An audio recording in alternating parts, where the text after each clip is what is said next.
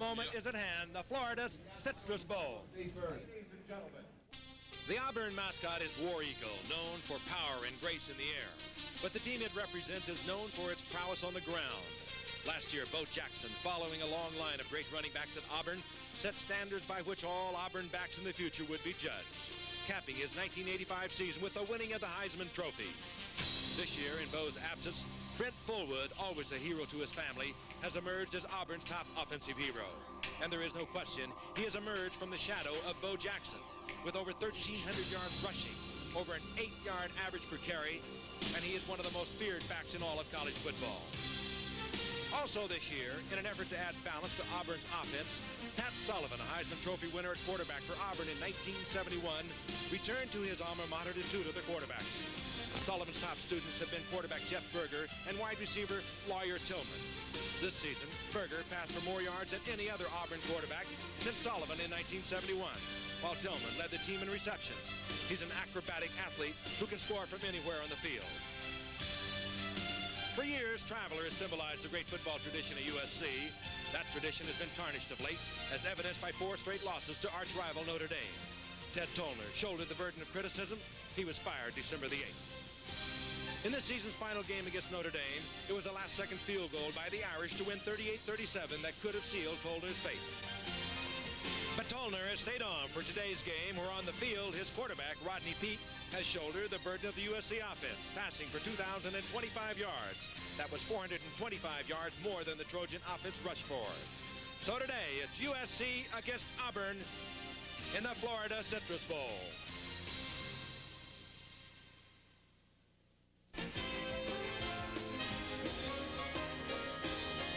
Today, the Auburn Tigers take on the USC Trojans. Live from Orlando, Florida. Orlando Stadium in Orlando, Florida, the scene for the Florida Citrus Bowl, matching the Auburn Tigers and the University of Southern California Trojans. It's a blustery day here in Florida, but the rain has stopped. The wind is blowing some 25 to 30 miles per hour. The field is a little damp, but the game is about to get underway, and a large, enthusiastic crowd is on hand. Hello again, everyone. I'm Frank Gifford, and Happy New Year to all of you from all of us at ABC, and welcome to our very busy bowl day for you.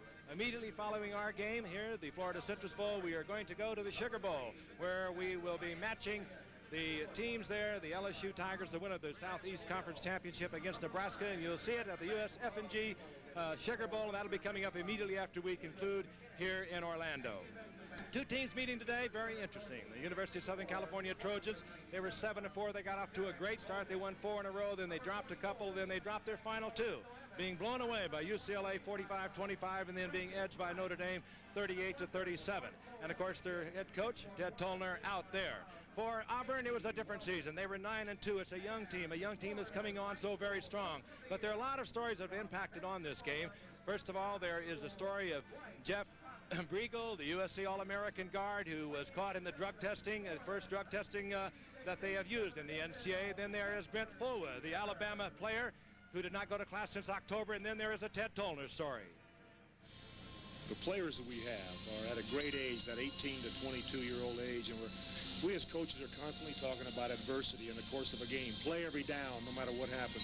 And if you lose a game, play every game throughout the course of the season. Now, all of a sudden, some adversities hit our football staff. Now, I think we would be the biggest hypocrites in the world if we're going to have some adversity and we're going to go in the tank. I mean, that's what we're trying to, if it really is an educational experience, which I believe it is, to play on a college football team, especially with the pressure that there is now, then we better be able to respond to the same kind of pressure, or why are we in it? For Auburn's Brent Fullwood, it's been a bittersweet fall. He's been great on the field, but he's had personal problems off the field that have prevented him from attending classes since October. However, the NCAA has allowed him to play today. Well, all I have to say to that, I was sick. Then my father and his wife got in an accident. It just upsets me. And anybody that have family problems and they sick and stuff, they will go home and see about them. Well, sure, he might have made a mistake, but he didn't break a rule. And I'm not going to punish him at this point and stage in his career for the sake of doing something that we all disagree with. But as I said earlier, it didn't break a rule and he didn't violate anything as far as the NCAA is concerned. this first year of drug testing by the NCAA, several schools have lost key players. USC's All-American Jeff Riegel is one of them after testing positive for steroid use. Ted Tollner commented on the loss of Riegel. My feelings about the overall situation, I'm very much in favor of the drug testing and the steroid testing. The unfortunate part, I think, is when new policies go in, the young people involved get caught in the transition. They're not sure what the rules are going to be and how they're going to affect them totally the first time around. And Jeff's been a tremendous example of what we want out of a student athlete at USC. He's a graduating honors student, a great football player, and I think it's unfortunate that this has to be the way his career is ended, but he'll do some big things with his future. And I might add, a reserve offensive guard for Auburn, Pat Johnson, will not be playing today. He too was caught in the first year of comprehensive drug testing by the NCAA.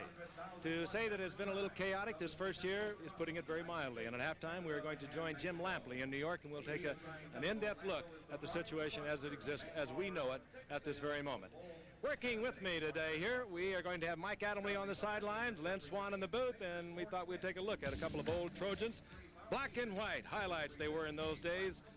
Behind the thundering herd, leaping into the end zone. Oh, was I slow. A couple of Trojans, Pat Dye, I don't think thought much of it. He said, you boys going to give me a break, aren't you? Lynn Swan, Frank Gifford.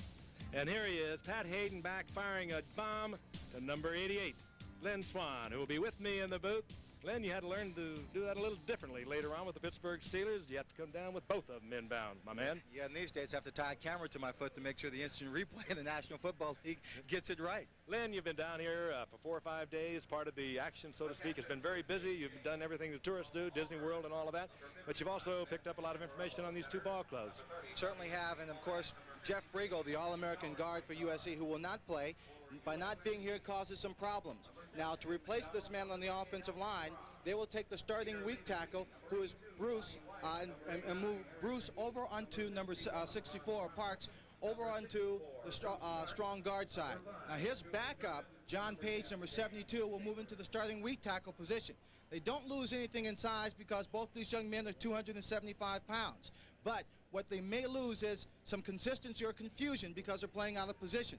If that happens, then Rodney Peete, when he drops back to pass, and he's been most productive when he drops back to pass, is going to have some problems. We'll see him roll out. We'll see him in controlled scrambles. Now, they're going to have to get on the scoreboard early if they're going to be effective. Of course, on Auburn, they have other things in mind. They're going to use Brent Fullwood to try and control the game, and he is going to be the major factor on their offense as they go after their team. Orlando Stadium is rapidly filling up, and coming onto the field, the Tigers of Auburn.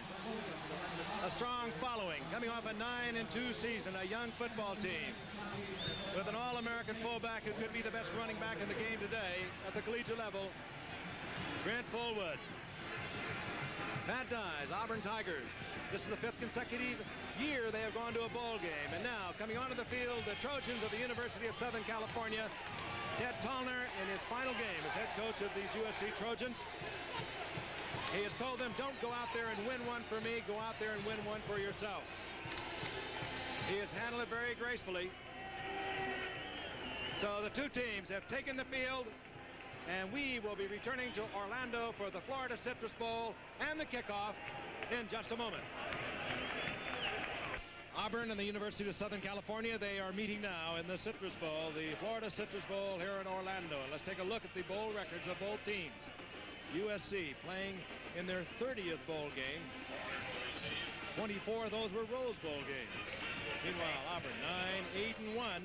And this is the 5th consecutive year in which they have traveled to a bowl game. Pat Dye, who came in 1981, has been a very successful new head coach, having come from Wyoming.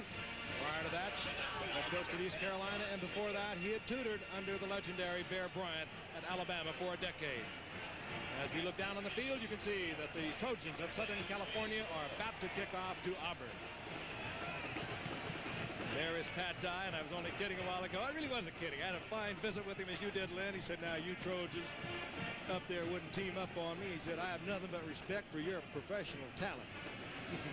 I think he was kidding, Lynn. He probably was, Frank. Don Schaefer will kick off. Joseph is deep, the single deep man back for Auburn. Schaefer doesn't turn it over. Joseph from the 5-yard line. And Joseph nailed out of the 24-yard line. And let's take a look at the offensive back for the Auburn Tigers. The man there is forward. He is a very special one.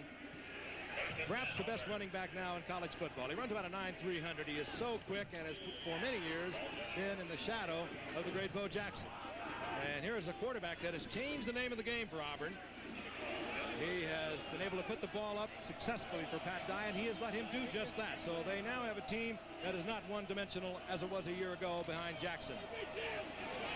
Harris drives around the left side, gets out over the 25-yard line, close to the 27-yard line, hit there by Rex Moore. And the offensive line, Tamburello in the middle, the big All-American, and he is strong, he is quick. The two guards on either side, Jones and Cowart, are not big, but they are very quick, and they pull well, and they also pass protect well. And there's Tamburello, 6'3", 268-pound senior, a unanimous All-American, and nicknamed Tambo. 2nd down and 8 now for Auburn. Oh, batted away. Berger on his first pass attempt, and that was Ron Owens. He is the freshman that we are going to watch for you today, number 90, working against the All-American Tamburello. Well, they're going to have to continue to get penetration like this, get the hands up in the air. The screen was set up very well. Running a screen early in the ball game, putting the ball in the air so that the USC defense can't get set in the pattern looking for just the run or just the pass. Owens took an interesting trip.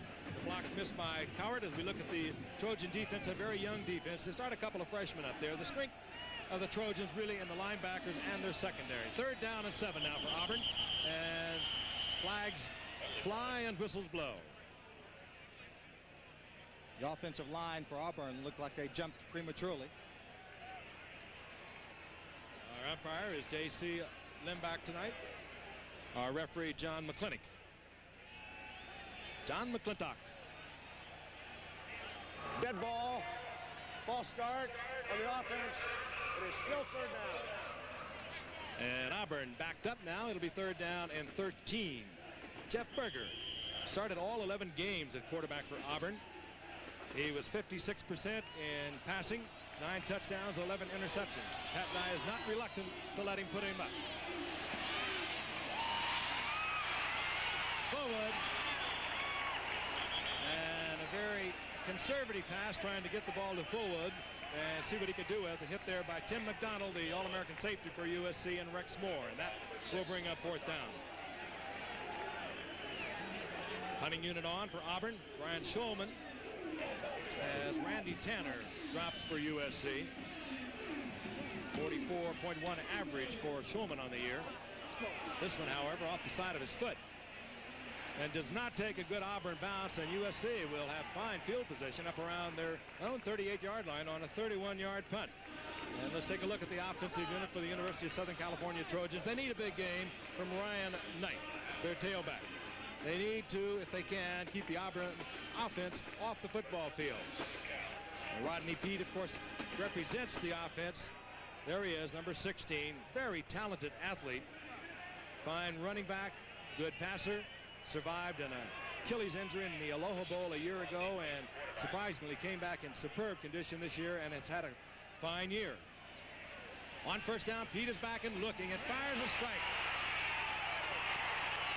Lonnie White across midfield down to the Auburn 46-yard line. So Rodney Peete with good protection fires one to Lonnie White. A look at the offensive line.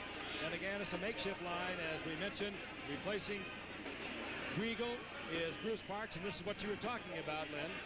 Well, they come out with a drop back pass. You see that the offensive line there. Again, they haven't played with this group of people in some time, only at practice, but they did a fine job there, pass protecting on that drop back pass for a big game. 1st down is inside the 46-yard line of Auburn. Peete back again. And again, finds the man open over the middle. Gets it complete to McGee. And McGee down to about the 37-yard line. Gain of 8 as we look at the defensive unit for the Auburn Tigers. And the big man there is Tracy Rocker. He leads in sacks for the Tigers, coming in from that left side defensive end position. And here he is right now. Big, 6'3", 258-pounder. USC with quarterback Rodney Peete now looking over 2nd down and 2. Pete again. Again, a lot of time. Tries to take it deep to Offhalter, who is filling in for Ken Henry today. Ken Henry, the leading receiver for the Trojans, with a hamstring injury as we look at Offhalter. Now, coming into this ball game, USC really wanted to attack aggressively, get points on the scoreboard. You see him going after this pass. It's a little bump. Right here, this pass needs to be a little bit more to the inside, as number 27, Chip Powell, has great outside position on Eric Offhalter on that play. 3rd down and 2.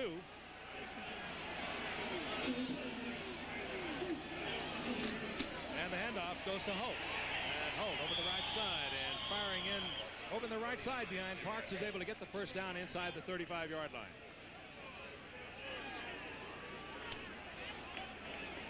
So SC behind the arm of Rodney Peete, and now a first down effort on the part of Leroy Holt picks up the first down. You see, Todd Steele normally is a starter, number 21 at fullback. He was injured, a knee injury, and the man taking his place is Leroy Holt. That's not going to be a disadvantage for USC because Leroy Holt is actually a better runner, Frank. And he indeed just picked up the first down for SC. Handoff. Holt over the left side, and he's inside the 30-yard line, down to about the 28-yard line. USC had more of a mixed offense this year, and again behind Rodney Peete, who with over 2,000 yards passing was some 400 yards over what they all produced in rushing. That's unusual. And certainly it's part of the fact that Rodney Peete is so talented. Also the fact that Ted Toner wanted to put the ball in the air, but with injuries to running back Aaron Emanuel and Ryan Knight being injured partially during the year, they had to rely on 2 backs and not just the 1. 2nd down and 5 now for Rodney Peete. Might be changing this one off. That is man, and they were not only on the wrong page, they were in the wrong chapter with Randy Tanner. It looked as though he did look over the defense, knew he had single coverage, tried to get it out there, and Tanner did not pick it up. This is a blitz control route, and Randy Tanner obviously did not pick up the blitz control. He went downfield too far. Alvin Briggs was a man covering on the play, gave him a great cushion. All he had to do was realize that Rodney was going to throw the ball short, stop on that 5-yard mark instead of going down about 9 or 10 yards. He would have picked up the pass and the first down. 3rd down and 5 for the Trojans. Just underway from Orlando, the Florida Citrus Bowl. That ball is deflected as he tried once again, did Peete, to get it out to Randy Tanner, and that should produce the field goal unit.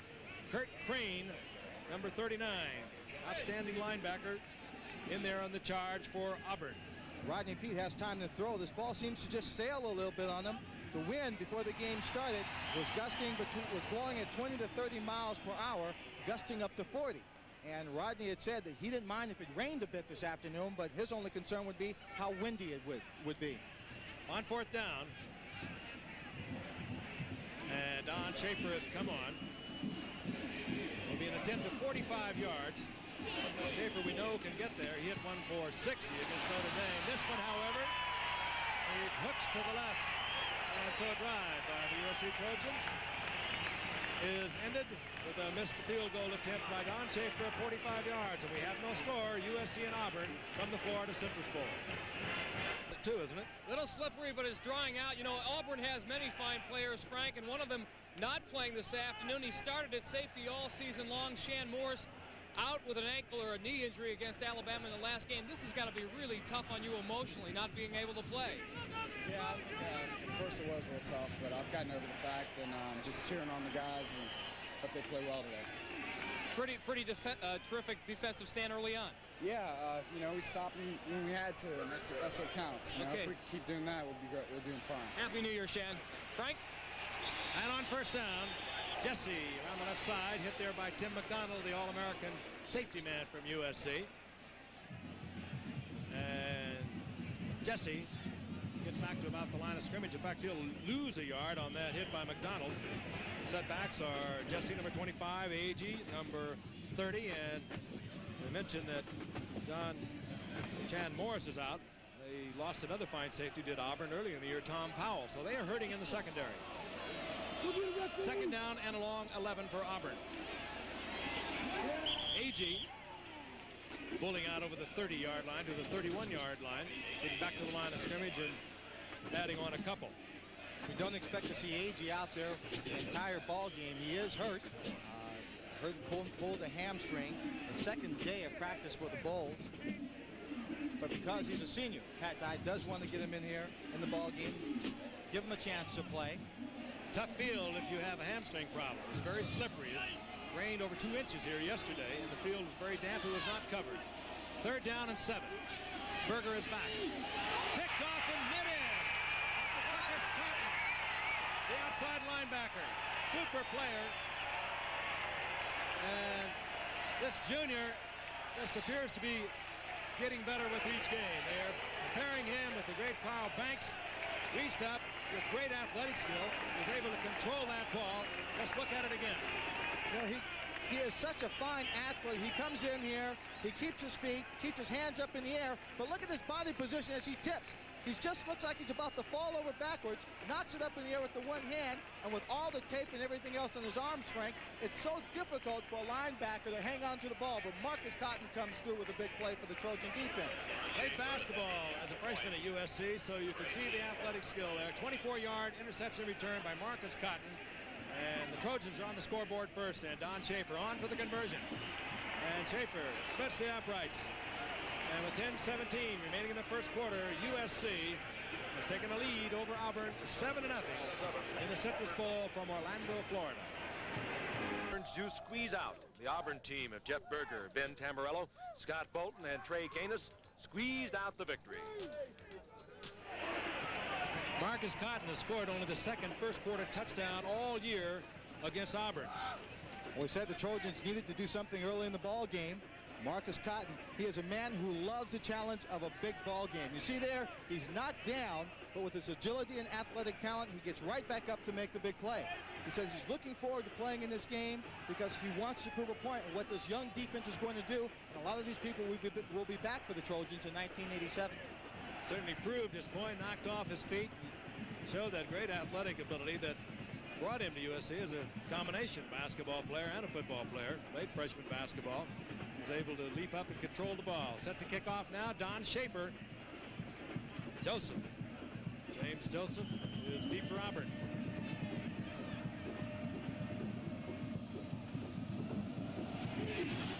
This time Schaefer gets into it.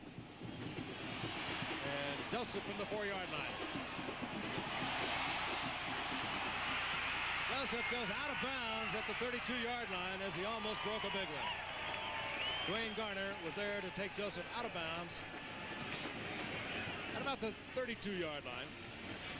And Joseph does a very good job of timing up the blocks with his short wall there. You see the good blocks out in front right there.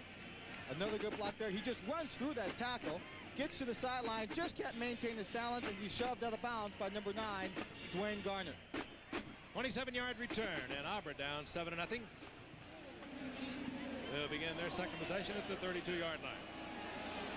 Vincent Harris, number 21, is in there with Fullwood as the setback, but Berger is back. Trying to take it deep to Lawyer Tillman, incomplete. Number 5, Junior Thurman. Looked like the man who came up there. Excuse me, number 6, Tim McDonald. Came up and made the big hit there. I'm not real surprised, Frank, that Auburn has come out and has changed up in terms of their offensive attack a bit, putting the ball in the air. Everyone knows they've got an outstanding running attack with Brent Fullwood, but they still want to keep the USC offense off balance, or defense off balance. No carries thus far for Fullwood. And here it is.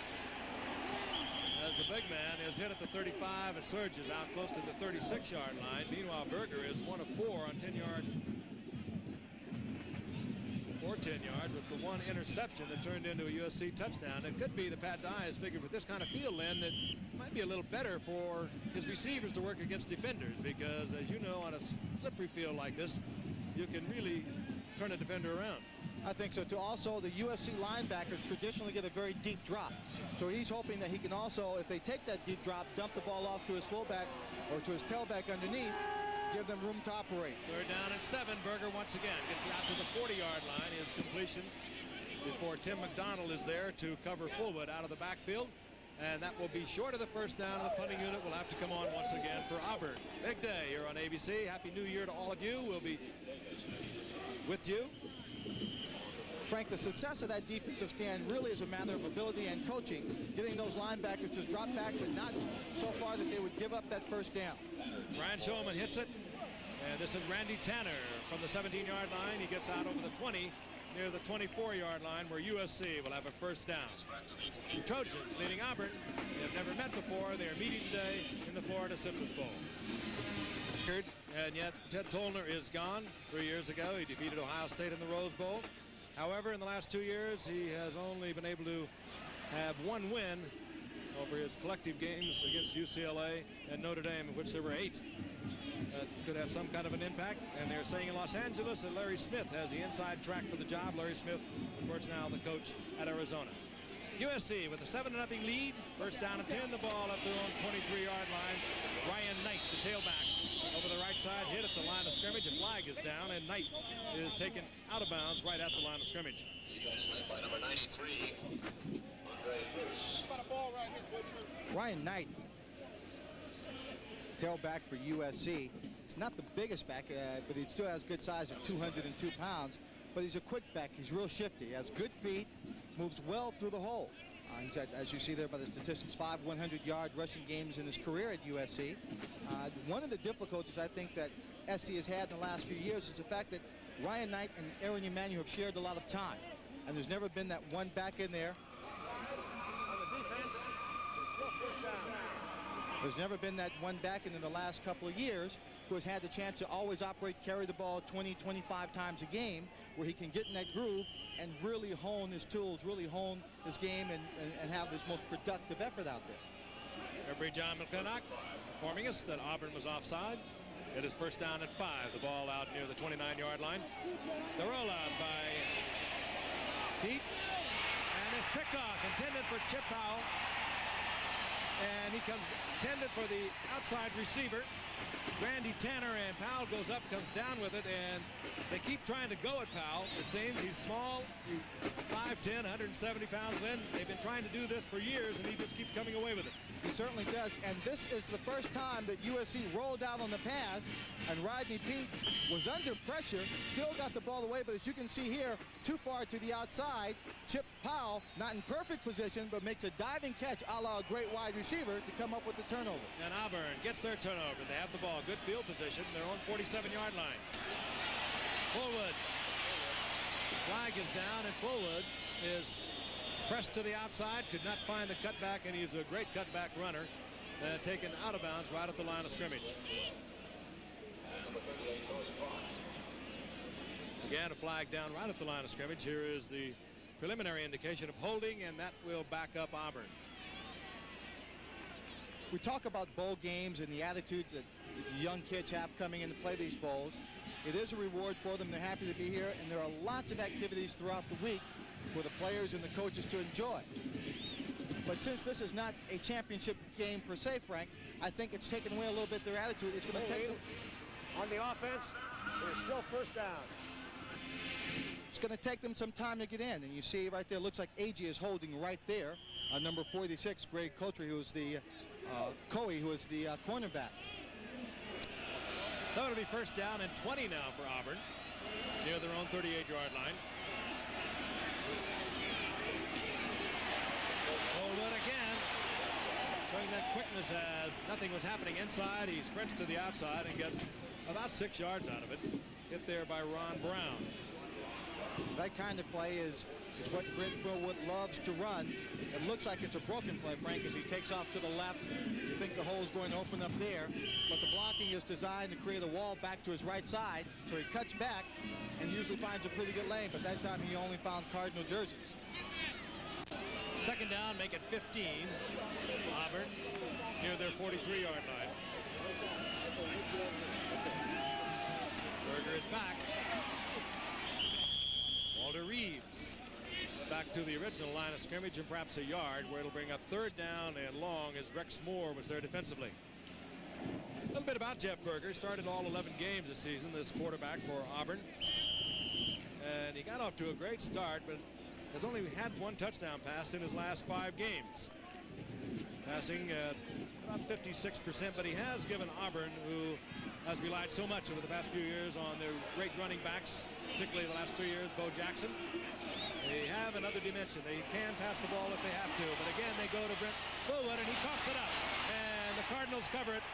Rex Moore for the Cardinal in goal, and USC gets another turnover. Again, gets good field position. Rex Brock was in there on the hit.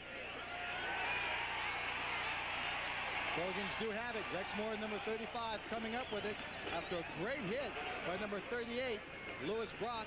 And yes, he is the son of the great baseball player, Lou Brock. You see right there, he comes up, and the players told me before the game, they thought if they hit the players, went after Brickwood, that he would cough up the football and fumble. A swarming tackle by USC. Another turnover. They have it 1st and 10 at their own 42. Did a great job coming up with the turnover. As I said, they expected that if he hit Fullwood, make solid contact, there was a possibility he might fumble the football. That time the Trojan strategy came through as Rex Moore was the recipient of that fumble. Auburn only 10 fumbles all season long. First down, USC near their own 42-yard line. Pete is back, and he's nailed and hit hard. Ball comes loose. It was Andre Bruce who really popped Pete. He never even saw him coming. Blindsided him back at the 38-yard line. Number 89, the tight end Eric McKee, excuse me, saved a fumble on that particular play. Now watch both ends for Auburn and the linebacker the outside. The outside linebacker closes off the rollout. Andre Bruce comes in as Rodney Peete is forced to hold his ground. He can't get to the outside. Outside pressure by the linebacker makes that defensive play happen. Loss of 3, 2nd down, a long 13 for USC. Knight over the left side, and Knight gets some of it back. Moves out close to the 43-yard line, where it'll bring up 3rd down and long yardage. I think the defense right now, Frank, feels for Auburn that they are going to have to start playing and get their offense inspired, give them better field position, and give them an opportunity to get it back on that scoreboard. It really is not the best kind of field for Auburn's offensive machine, Brent Fullwood. Very slippery, very difficult to cut, and we have seen several slips and several falls already. 3rd down and 9. Pete again in trouble. And what a terrific catch by Offhalder. I do not know whether he was able to pick up the 1st down. He goes up and concentrates well. Kevin Porter was in there on a safety blitz, and let's look at it again as Pete was able to get the ball to Offhalder. Now look at the offensive line. They're doing a good job, but what puts pressure on Pete here is number 3, Kevin Porter, coming in from the outside. He rolls. Again, his athletic ability gets him to the outside, and he finds his receiver, Eric Offhalter, to the outside. He made a great catch and did a great job of getting that 1 foot down inbounds. Not a bad athletic move by Rodney Peete. We told you earlier he can run the football well. Good scrambler. Was able to get out of trouble and was able to get the completion, but did he get the 1st down? And he did not. You can see how much the Trojans have come up short, and this is the bowl game. It's the last game I'm coaching for USC. We're going to go for it. They certainly are. You have a 7-0 lead, postseason game. You have the ball inside Auburn's territory. Good decision by Ted Tollner. Meanwhile, the strategy is being played out on the opposite side of the field. Here's Pat Dye talking to his defensive troops. Well, Frank, when you've got the emotion of the game running in your favor, as I feel that SC does at this moment, 4th down and inches, maybe in the regular season you wouldn't go for it here. First quarter of a football game, a big game, but here, with everything going in your favor, give your team an extra boost, go for it, and try and put that Auburn defense down. Nailed at it is Knight. Holt is the fullback. This is Knight. It'll be very close. He was hit by Phillips. Linebacker stepped across the line of scrimmage, and there was a surge, but did it carry for the 1st down. It is going to be close. I see one official standing in between the 48 and 49-yard hash marks. The yard marker for the 1st down is in the same area. Now they place the ball. It is going to be very close. We'll see another measurement. Let's look again. Now here, if you have an All-American guard like Jeff Briegel, it's an automatic. You run that 22 blast, which would be right over his side. But without him in there, you don't have that guy who can dominate. That young offensive line was driven back. But that's what you have worked on all year, so that's what you go with it. We don't have to tell you. And Edward Phillips made the play for Auburn, and SC on a 4th down and about a foot comes up short, and Pat Dye likes this kind of football.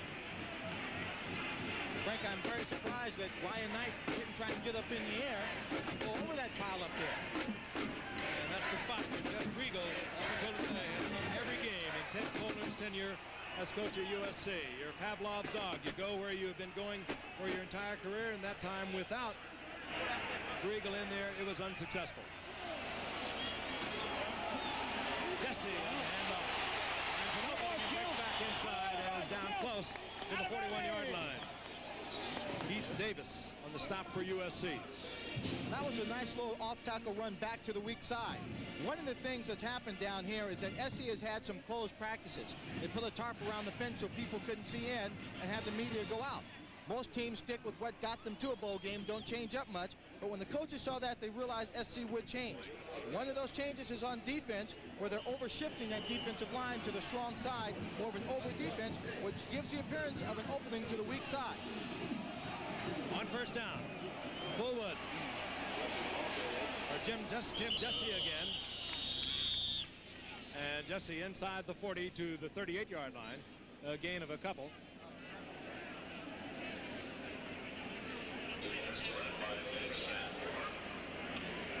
Again, it rained for about 24 hours up until early morning. The rain has stopped. It is breezy, gusting. The field is a little slippery, very difficult to cut back. And Auburn now up, looking over second down and 8. Berger in trouble. And Berger is sacked. Back at the 47-yard line. Ron Brown in there on the defensive blitz for USC. Trojan defense really playing some outstanding football. I think the size of those guards, Frank, that you mentioned earlier being smaller, USC blitzing a little bit more, trying to put pressure on there, and look at the big man get up in the air to block the view as Ron Brown comes in and makes the play. Third down now and 17.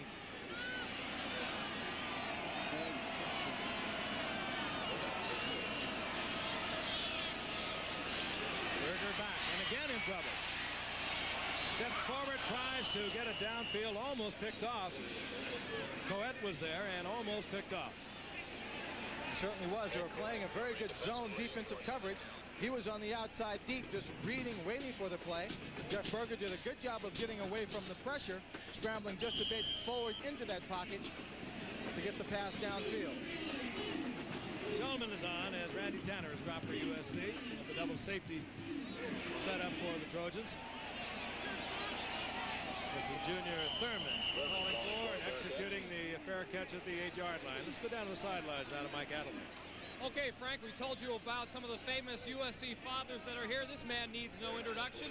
Lou Brock Sr., whose son, Lou Brock Jr., starting right quarterback for the Trojans. And it's a kind of a tough thing, isn't it, Lou, when a kid has to play in his father's footsteps, really? I would imagine that it is, although I think Lou has handled it quite well. And being out in Southern California certainly helped him as well. You know, you got a kick when somebody came up to you and said, hey, you're Lou Brock's father. Even in St. Louis, they said it now. You're Lou Brock Jr.'s father, and I think that's a tribute to his ability as well as what has happened to him out in football, as well as being at USC. Lou, enjoy the game. Happy New Year. Let's go back upstairs. Thank you. Harry Holt for the SC Trojans over the left side. Gets 3 out of it to bring up second down and 7. Some interesting combinations on this USC team. Willie Pete, is the running back coach of the Kansas City Chiefs. His son, of course, is Rodney Pete, the quarterback. And he's Steve Schaefer, the defensive backs coach for the Los Angeles Rams. Don Schaefer is the place kicker. Rodney Pete is also the cousin of Calvin Pete, golfer. Second down and 6. Ryan Knight, and he is tripped up, hit at the line of scrimmage. Kurt Crane is there defensively once again for Auburn. Earl Leggett, the defensive line coach of the Los Angeles Raiders. And his son is Brad Leggett, the offensive guard for these Trojans. Time remaining in the first quarter. The Citrus Bowl, Florida Citrus Bowl from Orlando, and immediately after our game, we'll be going down to the Sugar Bowl in New Orleans for the USF&G Sugar Bowl, Nebraska and LSU.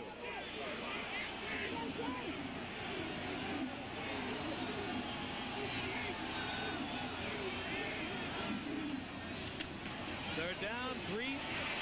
Pete again getting out of trouble and fires to Offhalter. Yardage for the first down out near the 25-yard line. Although Eric Offhalter is a backup to Ken Henry throughout most of the year, when they played a tough football game against Stanford University, a game they had to win.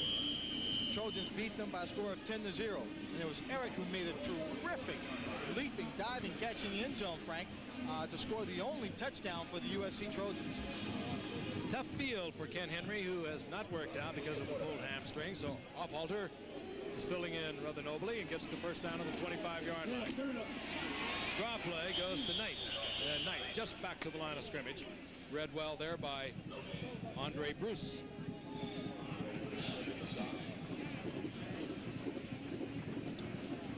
Trojans 7-4 with Ted Tollner, their coach, on the way out.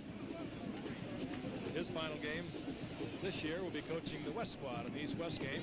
Meanwhile, Pat Dye with 9-2 record, second in the Southeast Conference race, tied for second.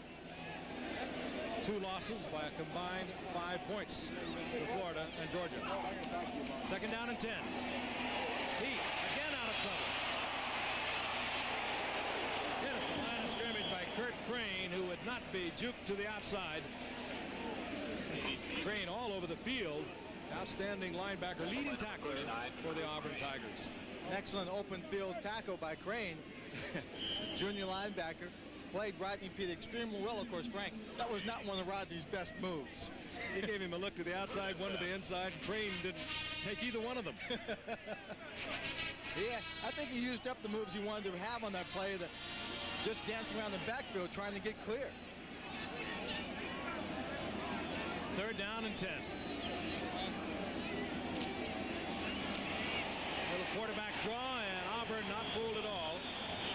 Anticipating rather well, Ron Stallworth, the defensive right end, an outstanding defensive right end, a sophomore from Pensacola, Florida, in there on the stop. Time ticks out here in the first quarter.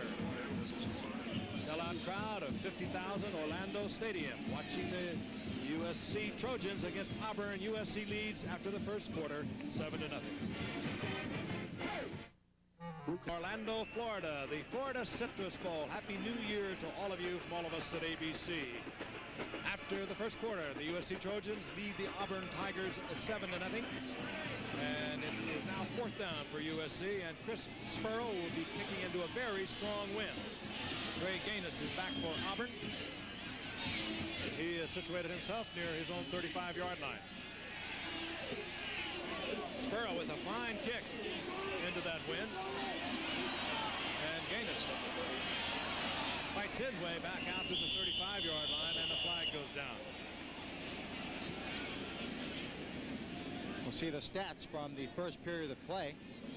USC out 44 yards in the passing, Auburn 35 in the rushing. But I think more importantly, it's been the turnovers in the field position. Marcus Cotton coming up with the big play, the interception that put USC on the scoreboard. Other than that, it's been very, very even. Preliminary indication, a clipping call against Auburn, which will back them up. Pat Dye's Auburn Tigers 9-2. Ted Tollner's USC Trojans 7-4. The Auburn football team not seemingly into this football game yet, Frank. Emotionally, they don't seem high. They're making all the mistakes. First down. So Auburn will begin the second quarter inside their own 20-yard line. They do have the wind now at their back. You might see Jeff Berger put the ball in the air just a bit more. Fullwood showing you the speed that we all know he has. About a 4.3 for the 40, somewhere around a 9.3 for the 100-yard dash. And he collides with another All-American, Tim McDonald, but he roared right by Marcus Cotton.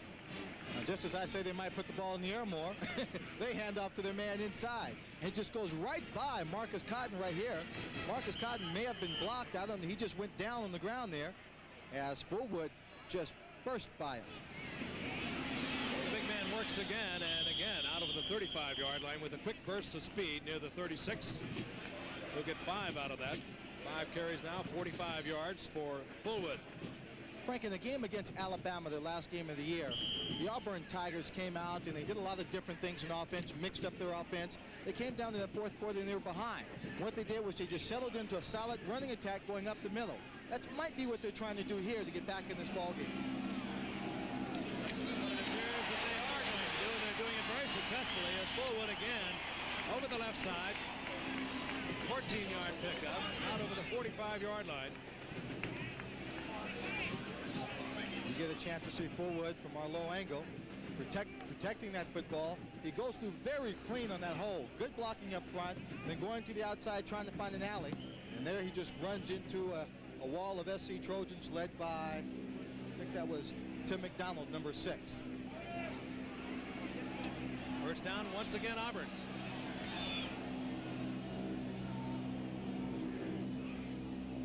Tommy Agee out to the 50-yard line, and the Auburn offensive line just blowing away the Trojans at the moment. Anchored in the middle, of course, by their All-American, Ben Tamburello. This is guards on the either side of Tamburello. Lynn, they're not big, but they're very quick. No, they are very quick, and the nose guard, Don Owens, who is going against Ben Tamburello, he is a freshman, and he's only 235 pounds. So he can handle him one-on-one, which leaves the guards free to team up with the tackles to make plays on the outside. Agee got 5, and second down and 5. They come back to Fullwood, and he goes over the right side and into the arms of Marcus Cotton, but he surges forward, short of the first down, but not by much. You see Cotton there in the high tops, number 58. He always plays to the tight end side. There he played off the block of Tommy Agee extremely well as Agee went down for a low cut block, kept his feet well, backed off a bit, then made the stop. Third down, less than a yard, as Auburn now beginning to exploit the Trojan defense on the ground. Mile up is right at the first down marker.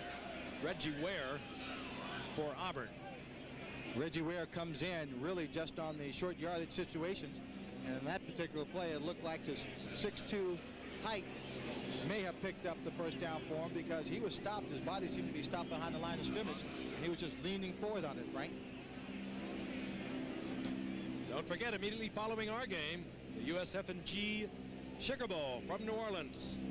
That, of course, matching Nebraska and LSU. LSU, the Southeast Conference champion. Keith Jones coming off the super year for Nebraska. Great running back as we see the measurement there. And this will be Bill Arnsparger's last game as coach of LSU before taking over as athletic director of the University of Florida. And that will be the site immediately following our game here against Nebraska and LSU. They were short on that goal for the third down and first down. Oh, now they're saying it's third down. We saw SC try this a short while ago. They were not successful. The flag is thrown as Reggie Ware goes right over the big All-American Ben Tamburello. Auburn indicating it's against USC, and that's the confirmation by referee John McClintock. So Auburn keeps their drive alive. Brent Fullwood, a great running back for Auburn, as we told you at the very top of the show, a very trying year for this youngster. He was ill much of the year. His father injured in an automobile accident. He did not attend class. Here's our call. Defense, offside, it's first down. Did not attend classes since October. He was declared eligible to play, and it has been a very tough year. He will be eligible for the NFL draft, and there's little question that he will be a #1 draft pick. But he also has indicated he would like now to return to his classes. Vincent Harris over the left side, inside the 35 to the 34-yard line, and Auburn again blowing big holes in that Trojan defense. Gain of about 5 to bring up second down and 5.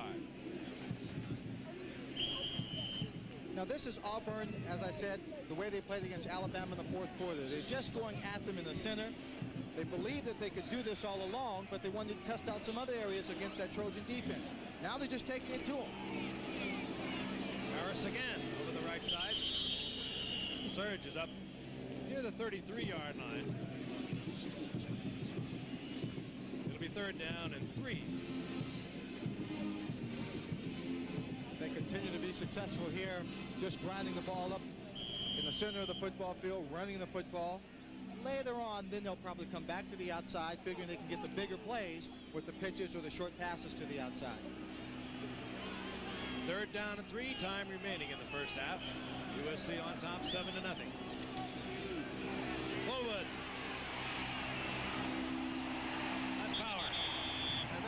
many will tell you he perhaps is the best running back in college football today. He was hit well behind the line of scrimmage, and Brent Fullwood just carried tacklers for what appears to be first down yardage.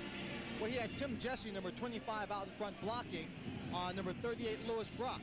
Now, what Fullwood did, instead of veering away, he stayed right behind his block, and then after he got to Tim Jesse, he just ran by Jesse, and then he took on Lewis Brock. Watch it here.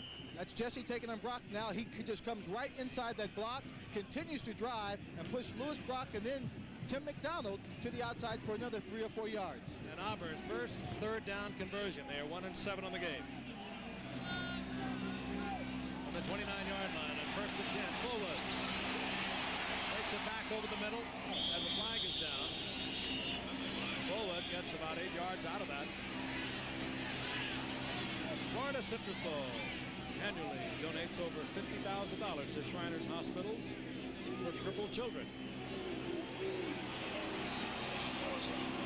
Against Southern Cal.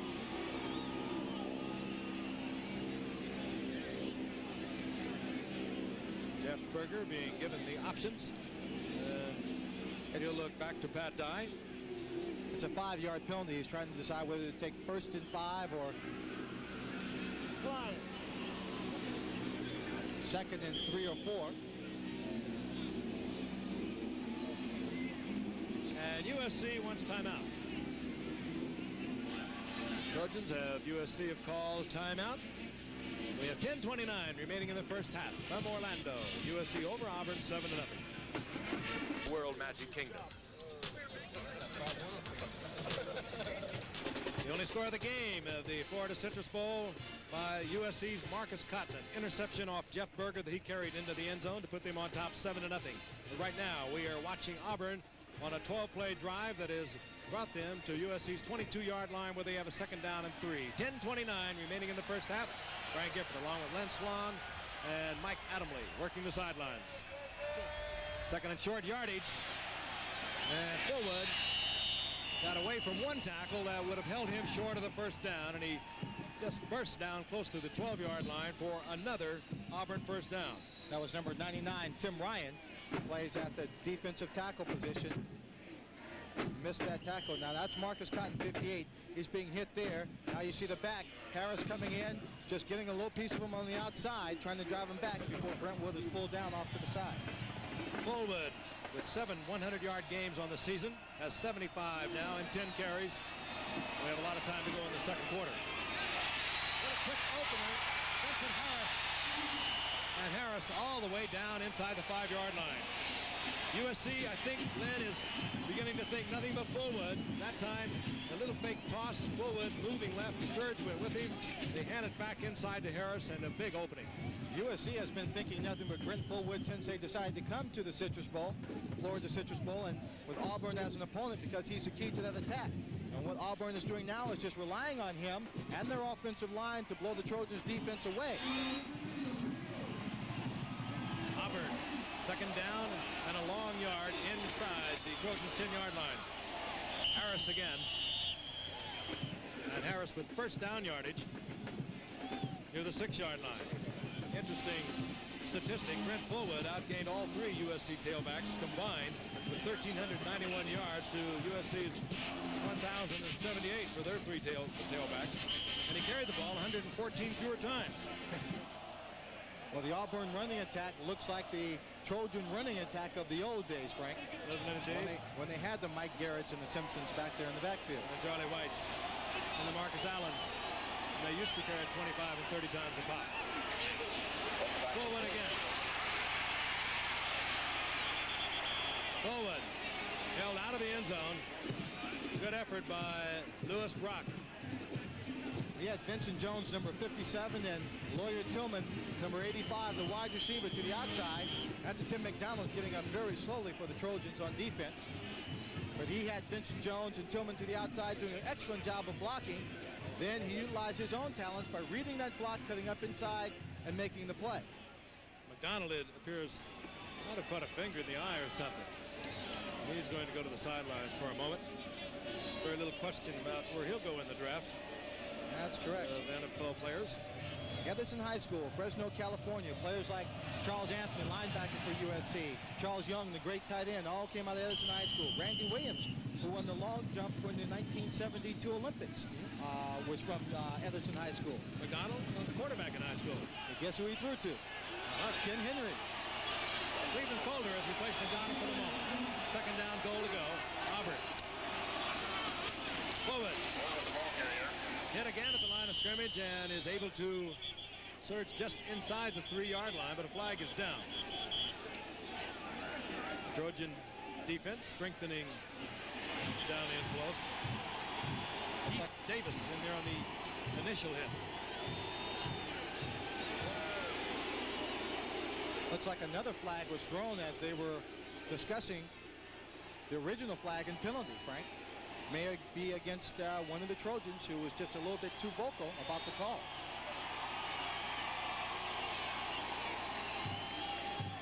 Illegal motion on the part of Auburn. And the personal foul working against USC. Somebody I think was just a little too exercised, as you mentioned, Lynn. That second flag coming very late. Again, this is a very inspired USC team, and Ted Toller has been very candid with us. He has told us, don't go out there and win one for me. That's what he has told his ball club. So go out there and win it for yourself. He feels that after that win one with the Gipper, let's get the call. Illegal motion on the offense. He called 2 penalties. What about the second one? Well, they went back to figure that one out. And now they're going to move it back because of the personal foul against USC. The referee is John McClintock, who is trying to sort this out. A dead ball, personal foul on the defense. It's an automatic first down. There is no advancement, but it is the automatic first down. But again, as we look at Pat Dye, Ted Toller told us, he said that old win one for the Gipper lasts for about one play. So I told my guys to go out there and play their game, play with pride, and they are doing that. But you get a feeling, Lynn, that they are maybe giving it a little bit of an extra effort. For Ted Toller, because he brought them to USC. Many of these seniors are people he recruited. Reggie Ware, number 36, is in there. Their standard wishbone formation. You see on this drive, 7. Auburn football team putting it together. Short yardage offense for Auburn. Forward. Tries to use his great speed. Turns the corner, gets outside, but he's taken out of bounds by Junior Thurman. Younger brother of the great Dennis Thurman. Played so many years with Dallas and this past year with the Cardinals. Well, you'll see on this play that Fullwood has the speed, makes you a bit nervous as when he goes to the outside and just decides to turn it on to see if he can outrun Thurman. He starts to pull away from him, but he just doesn't have enough room before he gets to the sideline and has to turn it up. Second down, goal to go. Little bootleg, and Berger to Reeves. USC bought it all the way. And Berger on the bootleg. USC thinking once again Fullwood. Berger rolling out, and he was able to find Walter Reeves, his 3rd touchdown of the season.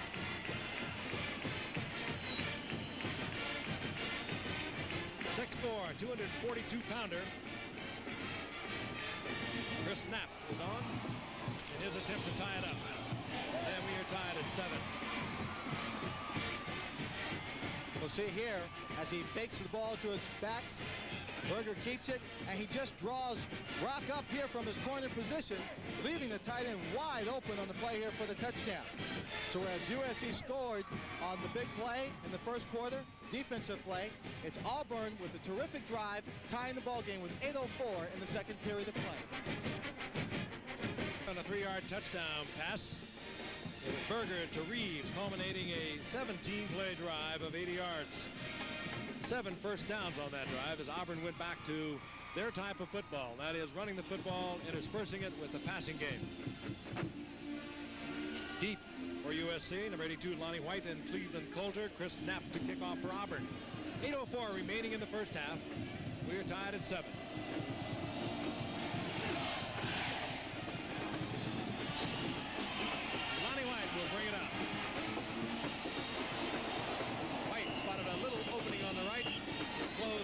as he tried to split the gap, and USC will take over. 1st and 10, the ball near their own 29-yard line. That's the drive. Primarily the work of the great Brent Fullwood, and culminated with a Berger to Reeves touchdown pass. Fullwood and the offensive line just getting themselves in the same mindset, going after that young Trojan defense.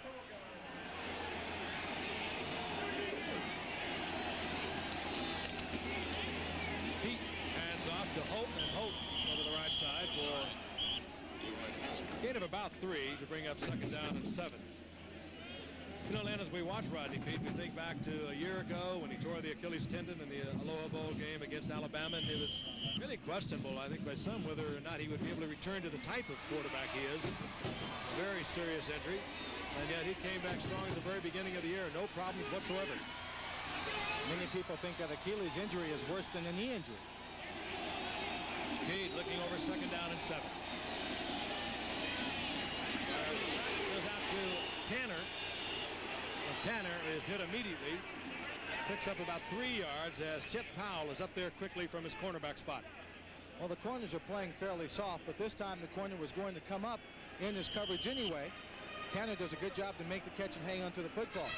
Ideally, what they like to do is give him that football very quickly, let him turn himself upfield, make a move on that first guy, preferably again to the outside for a big gain. 3rd down and 3.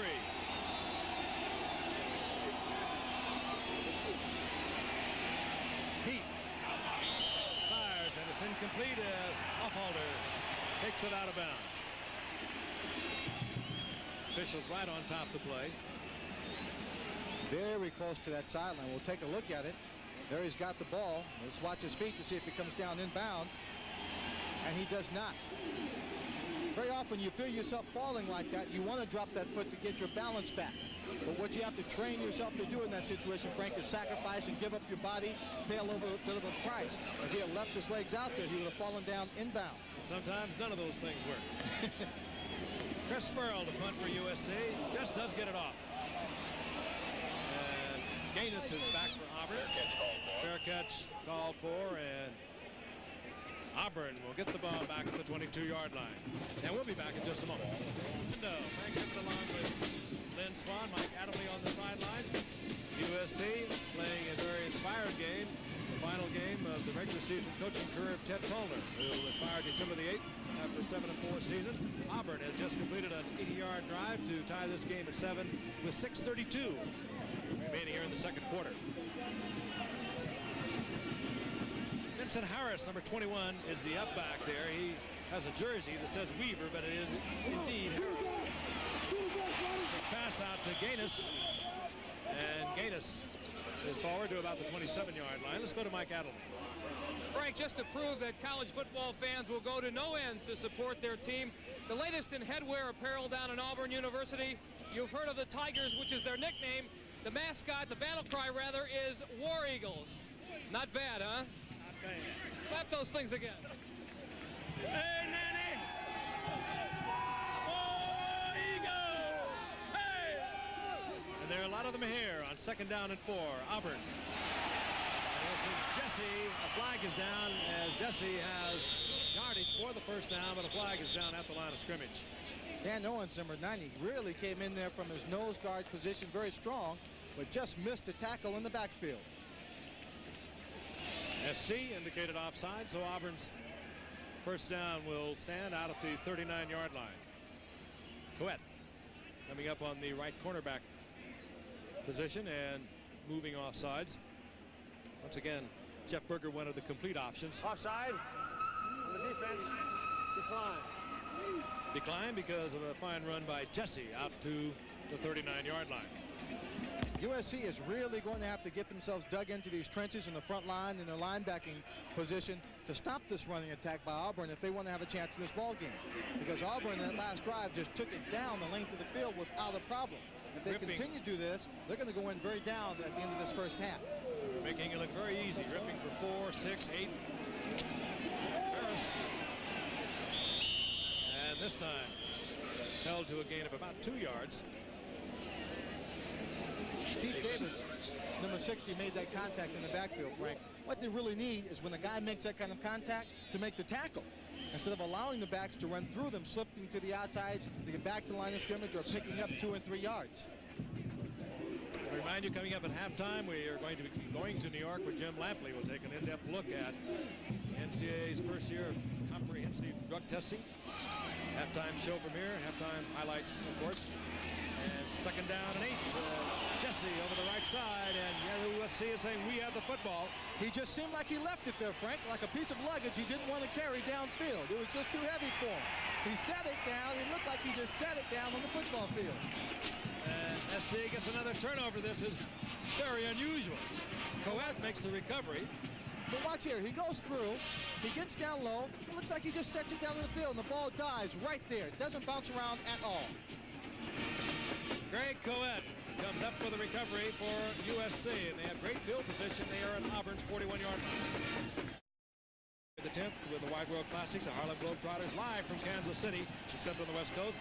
Clown Princess Lynette Woodard joins the Globies in bringing you their special brand of basketball magic. Also former Globetrotter and NBA great Will Chamberlain joins Jim McKay to bring you all the action. This event will not be seen in the Kansas City area. She begins live at 4:30 Eastern and Pacific, 3 o'clock Central. Saturday, January 10th, Wide World is returning, and I'll be joining Becky Dixon as co-host in our New York studio. So be with us. First down and 10, USC following the recovery. Pete hammered, and the ball is loose. Auburn looks like they recovered. Andre Bruce hit Pete. Pete coughed it up, and this is twice now. Bruce has really put a hammer on Rodney Pete, and the recovery is made by Stallworth. Unbelievable. Off balance when he was hit. Well, look at all the action here. This is set up to try and fool the defense to give him a little more time. Now he stops in the pocket. Now watch him come right here from the blind side. Andre Bruce just decks him. Pete doesn't even have a chance to make a play on the ball. Doesn't even know where he comes from. Second time now, Bruce has forced Pete to fumble, and Auburn gets it right back at their own 47-yard line. Now Berger wants something big. Wide open downfield for Auburn is Gaines. Trey Gaines on a post pattern. He was wide open. Berger a little slow getting it there. That could have been 6 points. He just comes down the center of the field. He runs the pattern in between number 38, Lewis Brock. Number 5, Junior Thurman comes in to try and make a hit. He can't. Trey Gaines does a great job, a professional job of just going up in the air and protecting the football, Frank, with his body. None of this fancy stuff, making the catch with the hand, thinking about running. He knew he was going to be in the crowd, protected that football, gives them the big game.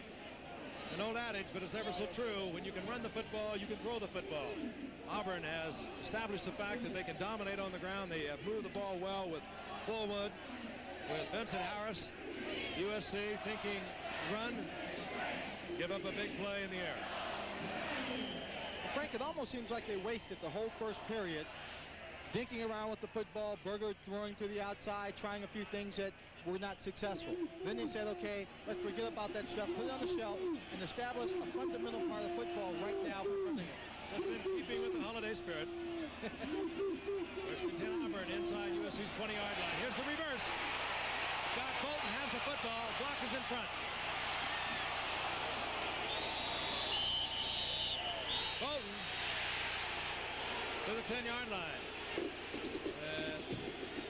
This is the reverse that Auburn likes to use. Bolton has a couple of touchdowns this season on this reverse. Matter of fact, when Tillman ran in for a touchdown against Alabama, Bolton was supposed to be in there. Fullwood with the handoff to Bolton.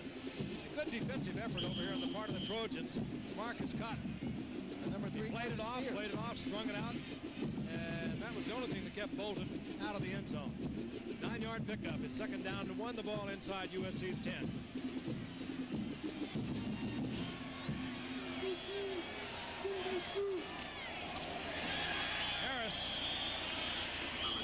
Harris carries to about the 7-yard line.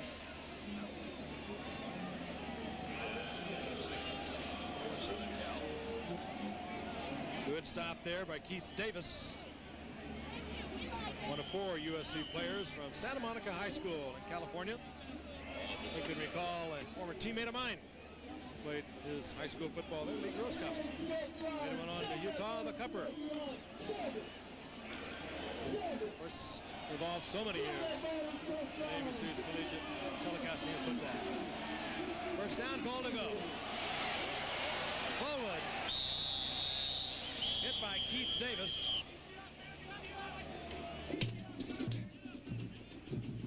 And there will be a loss of about a yard on that play. Time remaining here in the first half. Citrus Bowl, the Florida Citrus Bowl, USC and Auburn. We are tied at 7. Immediately following the conclusion of this game, it'll be Nebraska against LSU, the USF&G Sugar Bowl in New Orleans, Louisiana. Keith Jackson down there along with Timmy Brandt. Second down, goal to go. Forward. Left side. Collides there with Rex Moore, USC's leading tackler over this past season. One thing the USC defense led, they have played well down inside their 10-yard line throughout this game. Well, right now they're hoping they can play extremely well as the clock goes down under 2 minutes to stop the Auburn Tigers from taking advantage of the fumble and the big play, pass play right down the middle of the field. They were hoping that their offense could go ahead, get their 7 points, go up at halftime. Right now, they're fighting for their lives in the first half. Seconds ticking off, third down, goal to go. Auburn looking for another score. Forward on a draw play. It'll be tough to keep him out, and the big man moves into the end zone. Auburn takes the lead. Good call down there. USC thinking pass, third down, goal to go near the 5-yard line. You make a look pass. You give it to your big man forward on the draw, and he carries it in. This is a sprint draw series. He just goes to the outside, cuts that ball underneath, and Fullwood cuts against the grain as he's set up on the left side to block. Gets in easily for the touchdown. Fullwood for another touchdown as Knapp splits the uprights, and Auburn, which teased us a little in the early going of this game, has now begun to dominate. They lead 14-7. Average 8.3 yards per carry in the season. Didn't carry it all that many times per game. He just was remarkable in his output. He had 7 100-yard games. His best for the year was a 207-yard effort against Tennessee. As you can see, he is 86 yards thus far here in the first half with 1:30 remaining. And the key figure in Auburn's return to the ground and their dominance here in the second quarter. Chris Knapp hits it for Auburn. And this will be Lonnie White. And White out over the 25 and nailed there at the 27-yard line. So the Trojans bring out their offensive unit. Ted Tollner, his final game as head coach of the Trojans, had this team fired up rather well as they came out in the opening moments, and they moved the ball on the ground, and they were ferocious on defense. Certainly did. And keep in mind, with 1:25 left in the second period, in the first half, that they are working against the wind, and that may affect Rodney's throwing. And it's a strong gusting wind. And Pete goes down once again, and again it's Andre Bruce. Had 6 sacks coming in to today's game, and now he has 3 today. Well, certainly if you had to pick an MVP for the first half, it might be between Brent Fullwood and Andre Bruce. Andre just comes in, does a great job. He's forced to the outside, but that gets away from him. He's at it again, Frank. He's chasing Pete once again. This time a block gets him off Pete, and Pete sprints down the sidelines and gets 8 yards out of that before he goes out of bounds. Flag is down, and Tracy Rocker got in there a little late, but it was Andre Bruce. Even as we were talking at him, even as we looked at him on the replay, he was once again chasing Pete. See Pete there on the sidelines. He gets out of bounds. He's out of bounds. That's number 74, Tracy Rocker, that hits him. And brought on the flag. And it would be marked off against Auburn with 53 seconds remaining in the first half. And this could change the thinking of Tollner and his coaching staff as to what they might be willing to do. They're in midfield now. The risk is reduced considerably. Personal foul on the defense. It'll be first down. Frank, that's a pretty tough call. Tracy Rocker's going after a quarterback. I don't think he really saw him step out of bounds. And if he blew the whistle, who knows whether he can hear it down there. And it did not look all that severe in any event. 1st and 10, USC. Pete this time with a lot of time to throw the ball, but there's good coverage on Paul Green. Eddie Phillips moving out there defensively from his linebacking position. And even though Pete had time to get the ball off, the coverage was there. Time remaining here in the first half. A reminder once again, we'll be going to New York. And Jim Lampley with an in-depth view of this, the NCAA's first year of comprehensive drug testing, and it has been chaos in postseason play. At least those instances of which we are aware. 2nd down and 10.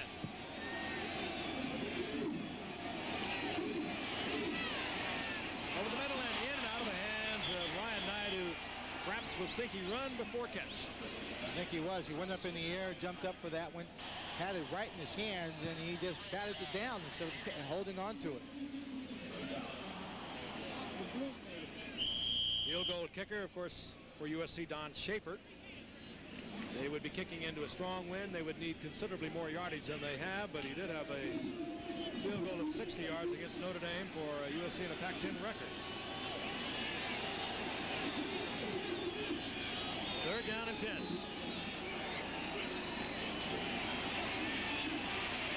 Pete. Knight bounces off a big hit by Arthur Johnson. But then Sperlin is there to make sure. There is a gain of only a yard, and it'll bring up 4th down. Clock still ticking, 24 seconds and running down. Don Schaefer comes out before the game, Frank, checks the wind, and goes back and tells the coach just how far he thinks he can kick a field goal at either end, depending on conditions. And then they have a set mark that says, well, okay, here's where we can go to. I don't think they're at his position to kick right now. And it does appear as if both teams will just let the final seconds tick off of the scoreboard clock. Now somebody has stopped it with 3 seconds remaining. And it is USC. So USC has called timeout with 3 seconds remaining here in the half. Let's take a view of the Auburn campus. Auburn leading USC 14-7. 3 seconds remaining in the first half. USC let it tick down to what appears will be their final play of the first half. Of course, the game cannot stop on a defensive foul. That might be what they're thinking, but in any event, they are thinking this will be the last play of the first half. I'd say keep your eye on number 17 because he's in the ball game, Paul Green. He's the tallest of the receivers if they're going for the Hail Mary.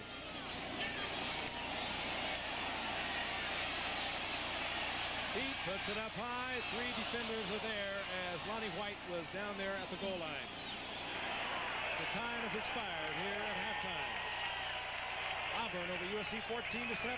We'll be back after this message and a word from your local station. New Year's Day, it'll be a lot of football for you here on ABC. Lonnie White from the 7-yard line. And White struggling out close to the 25-yard line. And let's take a look at the halftime stats as a flag is also down and a USC Trojan stays on the sidelines. Lonnie White, number 82. He took that ball, got to the outside. The timing was not the best when he got to that wall. When he got to the outside, he was hit and just looked like he got pretty hard. I don't know if he fell into someone on the sideline. But there are the first half statistics. You see Auburn, 142 yards rushing, and that's the big difference in the ballgame. Most of that coming on a terrific drive, 80 yards down the field in the second quarter for a touchdown.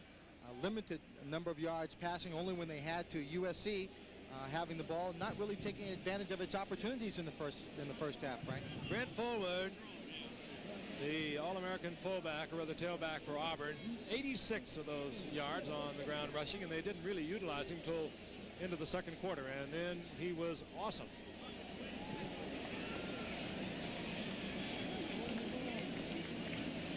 Lonnie White being helped up. Carried off to the sideline. He was taken out of bounds up near the 25-yard line, and this is what transpired a few moments ago. So he's right there on that sideline. He's being hit, goes down. Doesn't hit anyone on the sideline, anything on the sideline. So they'll look at Lonnie White on the sidelines. That was Craig Ogletree, number 94, who carried Lonnie White out of bounds.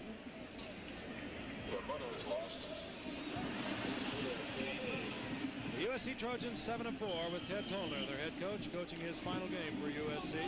He was released December the 8th. The Auburn Tigers 9-2, tied for second in the Southeast Conference. Grace and USC has a first down and 10 as we begin the second half at the 25-yard line. Brian Knight over the left side. It's out to about the 28-yard line. Pickup of 3, second down and 7.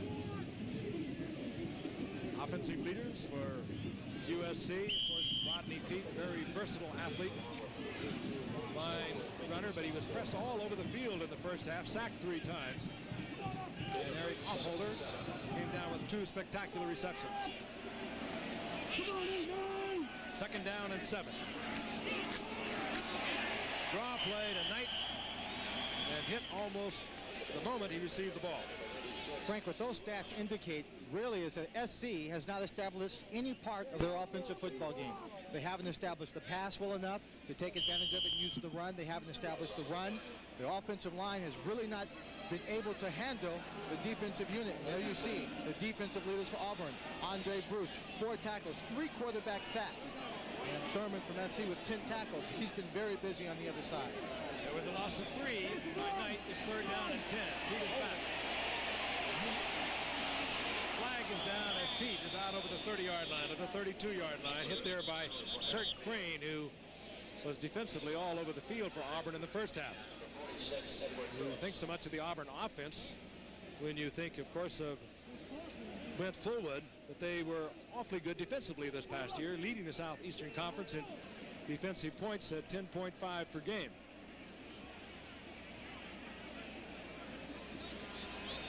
Holding, and it will work against Auburn. In the first half, Rodney Peete in that first period did have reasonable success dropping back and throwing the football. Then they decided to go to the rollout. Now they're back here in the first series of plays. That pass was a drop back pass. I'm going to be interested, Frank, in seeing whether they stick with that, because Auburn didn't really stop them from dropping back. I think Rodney's going to have more running room that way. The referee, John McClintock, the Trojans with the first down and 10, the ball just outside their 41-yard line. Handoff is Knight. This time finds a little gap over the left side. Exploits that for a couple of yards, perhaps 3. It'll be second down and 7. And I told you about Ted Tollner. Pat Dye, the coach of the Auburn Tigers, is now including his 6th year. And interestingly enough, he has the best winning percentage of any Auburn coach in their long and storied history of football. Auburn is now playing in their 5th consecutive bowl game under his leadership. Second and 7. Holt. Larry Holt. 6 foot, 210-pound freshman over the right side. He is short of the first down by a little less than a yard. I believe that was the first time that USC has run the option in this ball game thus far. Peete handing off to the fullback, reading the defensive line, having the tailback as an option to pitch to or keep the ball himself. And here's where Auburn has been tough on 3rd and short. It's 3rd down and 1. The ball resting right at midfield. They remain tough. Knight held short of the first down. He'll perhaps even lose a foot. Good defensive play. Edward Phillips leading the way along with Ron Stallworth, who with Andre Bruce is playing outstanding football. Frank, one of the things that happens when the tailback doesn't get to carry the ball a lot is that when he gets up and he hits a hole quickly, he's not reading it as fast. Ryan Knight had more of a hole back to the inside when he hit the line of scrimmage. He should have pivoted and tried to cut inside, but he didn't see it in time. Could-haves and should-haves. It's 4th down. Spurl comes on to punt for USC.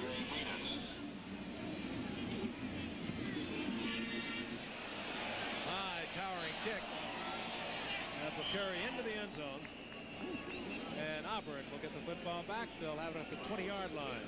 The Trojans rolling off 3.5 minutes of the 3rd quarter.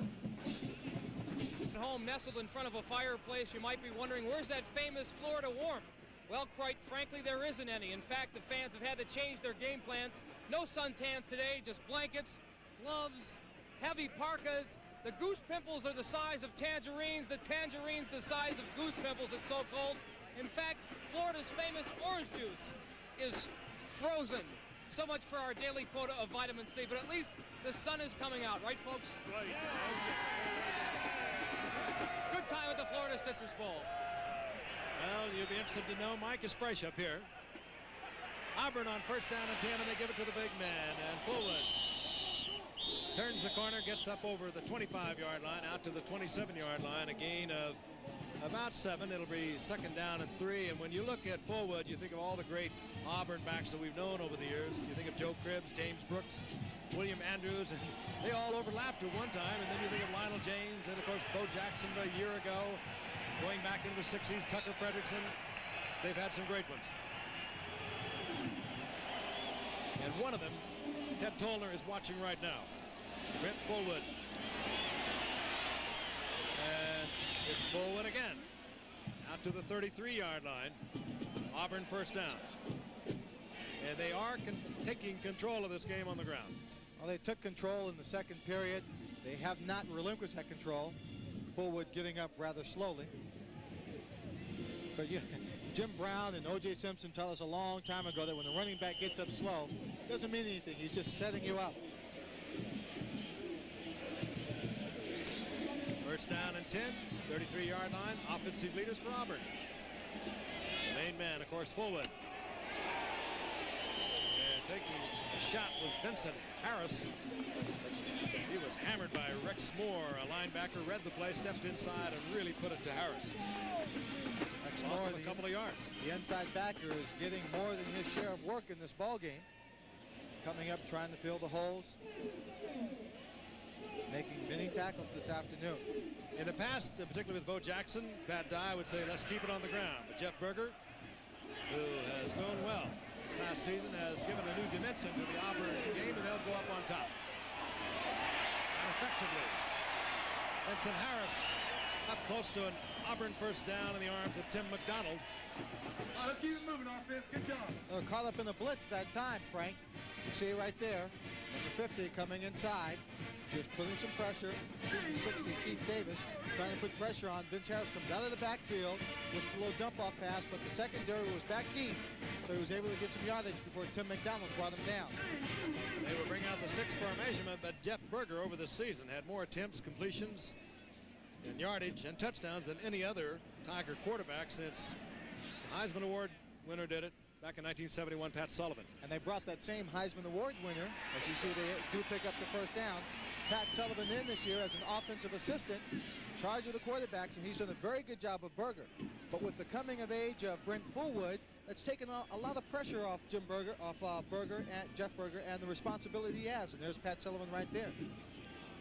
Quarterback coach has given a new dimension to this offense for Auburn. Interesting to note that John Heisman, for whom the Heisman Trophy was named, was once an assistant coach at Auburn, way back in the 1880s. Berger and Harris was unable to scoop it up. It'll be second down and 10. Coming up right after our game, the USF&G Sugar Bowl from New Orleans. Keith Jackson will be there with Timmy Brandt. Al Trautman will also be there. Nebraska and LSU.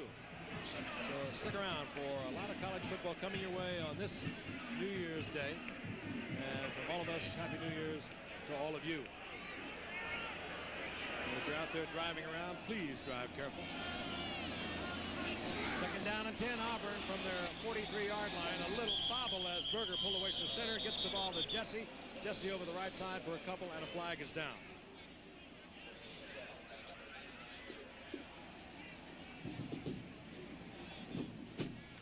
SC coming out playing inspired football. You see the indication, offsides indicated against USC. But again, I think it was pretty widely acknowledged. They were outgunned, outmanned by a very strong Auburn team that only lost 2 games, one to Florida by 1 point, and another game to Georgia by 4 more points. Corin Bell, the quarterback for... Encroachment on the defense. Nose guard hit center's helmet. Corin Bell, the quarterback for Florida, had a phenomenal game One of those games you dream about, Frank, in order to beat this Auburn football team. Against Florida, they had a 17-0 lead before they turned it over and lost that one 18-17. Fullwood tries to break it back. Brother, this is Jesse again. And he does get a couple out of it. Tim Jesse, the senior. John Coward, the offensive right guard, has hobbled off. He's been replaced by Brent Gilbert. Number 99, Tim Ryan. See there, the first freshman to start at USC since 1978. Traditionally, SC gets a number of players in here. Some of them will redshirt. Guys will have to sit back and watch them for a year or two before they get their chance. Fullwood. A lot of power from Fullwood. Hit by Bill Stokes, but he just carries him forward. Takes him inside the 45-yard line for a first down. A lot of people will compare Brent Fullwood and his style, the way he runs the football, to O.J. Simpson and to Walter Payton. He has a bit more power in the inside than O.J., and that's where you get the comparisons to a Walter Payton. And we saw earlier he took on a couple of tacklers there with that forearm that has become synonymous with Walter Payton when he gets low. But he's got the quick feet and the speed like O.J. has, and he can dance to the outside and leave you in the dust. I say so much speed, and he has a great cutback and is being inhibited a little bit by this field, which is still wet from the rains of yesterday. He gets the first down, however, gets the call again, breaks it again to the outside, and Fullwood, who probably on a different field would be cutting that back a little more severely. Very effective, however, as he travels for another 7 yards, and the flag is down at the line of scrimmage. When you look at that field, Frank, talking about how wet it is wet. You can see just along the surface it looked like some short skid marks. But because it's not really dug up, you know that the offensive line and defensive line are still able to get the kind of traction and fire off the ball. It's just those backs, when they get unweighted and they're running real fast, they can't dig in. Preliminary indication was against Auburn, and it will be walked off. Fullwood now over 100 yards on 18 carries, 104 yards. Holding on the offense. It is still first down. So, what would have been a 2nd and 3 was negated by the holding, and it will be first down and 20. Interesting comparison. He is also compared very favorably against all 3 USC tailbacks throughout the entire season. 1,391 yards for Fullwood, 1,078 for all of SC's tailbacks. The attempt was to get the ball to Fullwood, and not a bad play. We've seen him try it a couple of times on 2nd and 3rd and long yardage. Get the ball to your best running back on a little short conservative pass and let him pick up the yardage. Well, this play was rushed a bit. As you see Marcus Cotton coming in from the outside, several other players forcing that pocket in from the inside, brings Berger down. We saw Cotton's style, which allowed him to lead USC in sacks this past season, and he has been very effective here today. 8:40 remaining in the 3rd quarter. Auburn over USC 14-7, the Florida Citrus Bowl. 2nd down and 20 for Auburn. Berger had a man open for a moment, was a little late getting it there. The flag is down. Walter Reeves, the intended receiver, now another flag goes down. Junior Thurman picked up the flag and tossed it aside.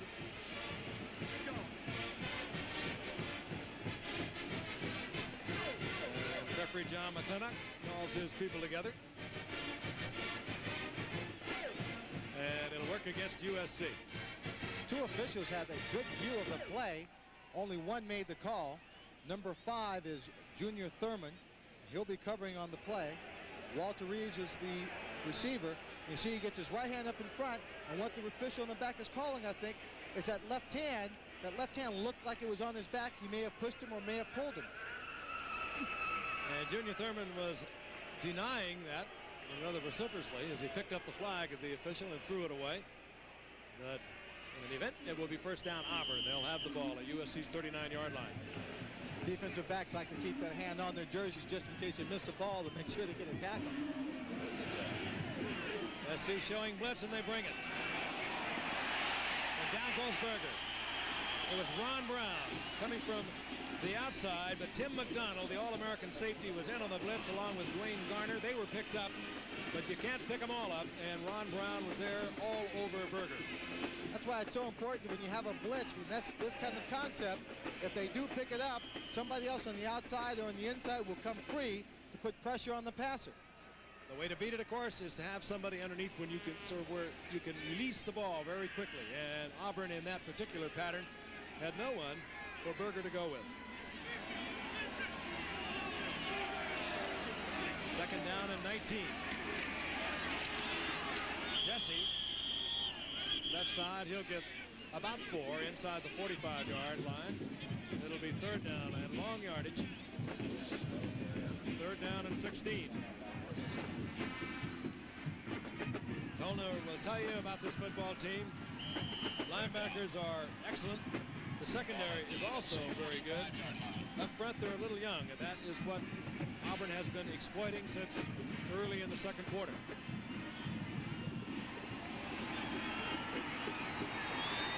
Berger looks it over. Trojans on the blitz again. And Berger again sacked, this time back inside the 45-yard line. Tim McDonald. Nobody touched McDonald. Berger had little or no chance, and so the gambling defense is paying off. They bring in extra defensive backs. That leaves Tim McDonald free to blitz. He just comes straight in up the center where the offensive line had to pick up other people on that pass rush. Showman on the punt for Auburn. And Randy Tanner. And he's buried at the 23-yard line. So a gambling defense on the part of the Trojans forces the ball to be punted away, and they'll have their possession. Has been a great time for one and all.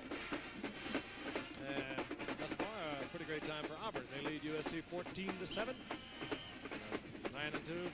Pat Dye coached Auburn Tigers against USC's Ted Tolner coached USC Trojans at 7-4. USC first down and 10, the ball at their own 23-yard line. Pete, the receiver wide open, and it's Offhalter who has filled in rather well for an injured Ken Henry this afternoon, and Offhalter will have a USC first down out over the 40-yard line.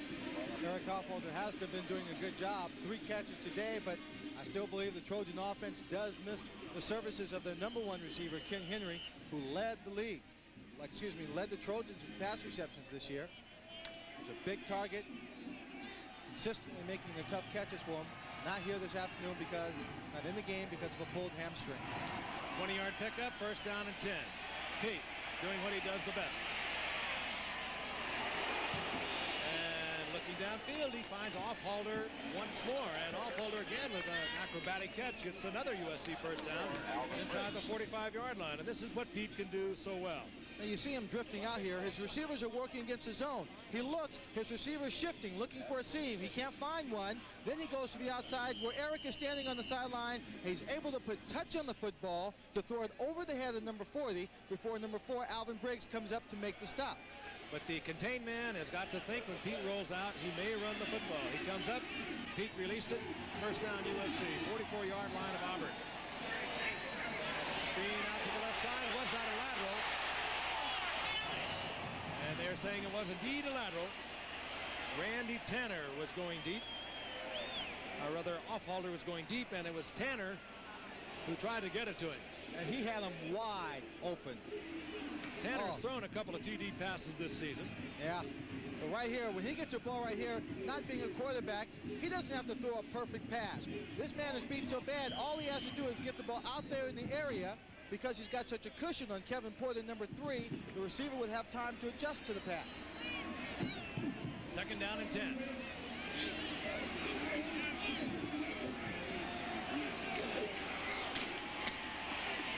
Leroy Holt spinning and twisting for yardage inside the 40-yard line, close to the 37-yard line.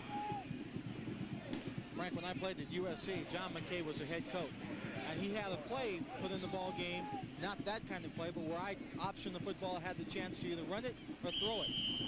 First time and the only time I ever ran it, I threw the ball so hard. Luckily for me, I threw it hard because it hit the defensive back dead in the center of the chest and fell to the ground. They're down to 3 now for USC.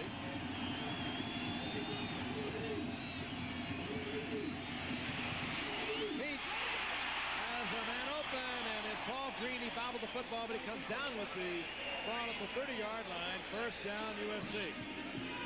So So Pete has things happening now for USC. Most importantly, he has protection. He has the time to get rid of it. He wanted to throw that ball. He was just waiting for Paul Green. He felt the pressure, knew he just had to get rid of the ball, fired the football in a little bit harder than he wanted to. That's why Green had a hard time handling it. Green has really come on toward the end of the season. The sophomore has at least one catch in the last 8 games. First down and 10. SC inside the 30-yard line of Auburn. They trail 14-7. Knight was hit right at the line of scrimmage. Squirts for a couple. It was Andre Bruce who is playing outstanding defensive football for Auburn. 4:25 and the clock is moving here in the third quarter. USC and Auburn have never met. Ted Tollner in his final game as head coach of the USC Trojans after 4 years. Took the Trojans to the Rose Bowl 3 years ago, beat Ohio State. Not quite enough apparently. Had his big problems defeating UCLA and Notre Dame over the past 2 seasons. Second down and 8 USC.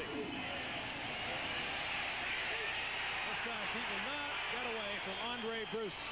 His 4th sack of the game, and he only had 6 sacks all season. So something is amiss as far as the USC's blocking game plan is concerned. Nobody even touched him. Well, actually, number 39, Leroy Holt was blocking him on the outside, but he couldn't handle him one-on-one. That's where you miss the services of Todd Steele, number 21, who had an injury and is not in this ball game because he is the better of the two when it comes to blocking. Andre Bruce, 4 sacks on the day. There's a loss of 3. It's third down and 13.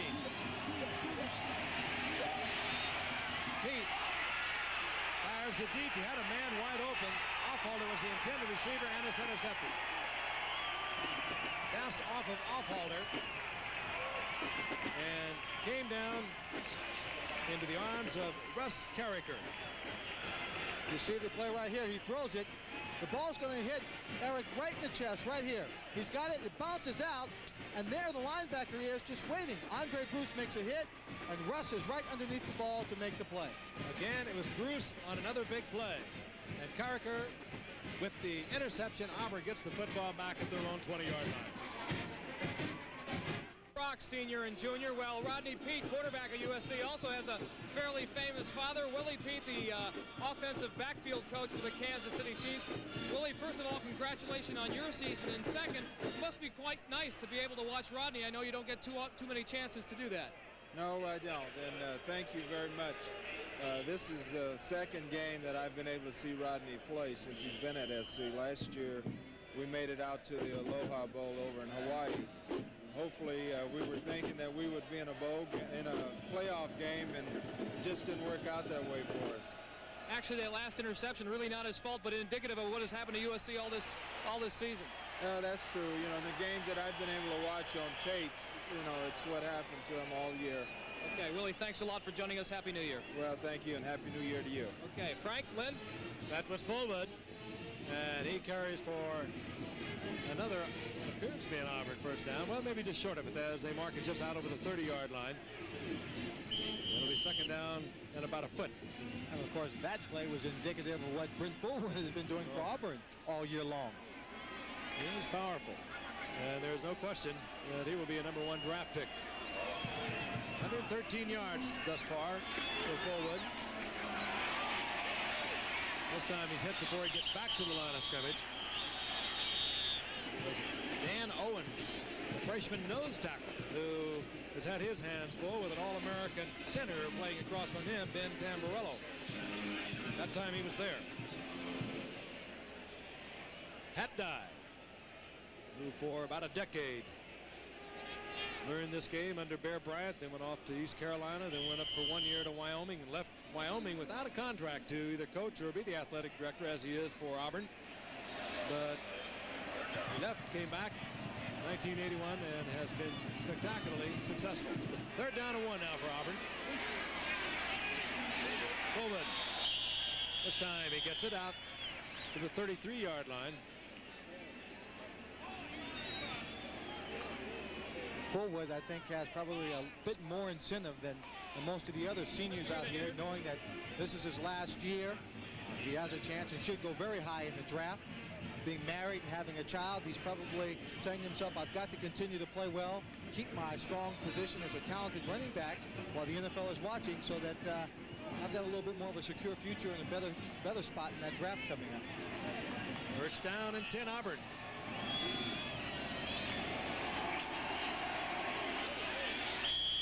And this is Vincent Harris, and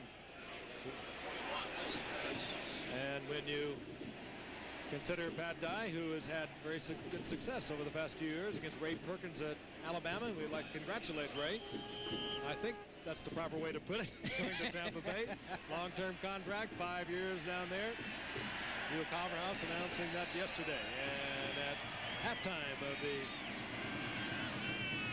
USF&G Sugar Bowl, we will be interviewing him. The game, of course, matching Nebraska and LSU. Pete Jackson will be talking with Ray Perkins, announced yesterday as the new head coach of Tampa Bay. And this is Jesse, gets out of trouble and takes it around the right side before he goes down in the arms of Louis Brock.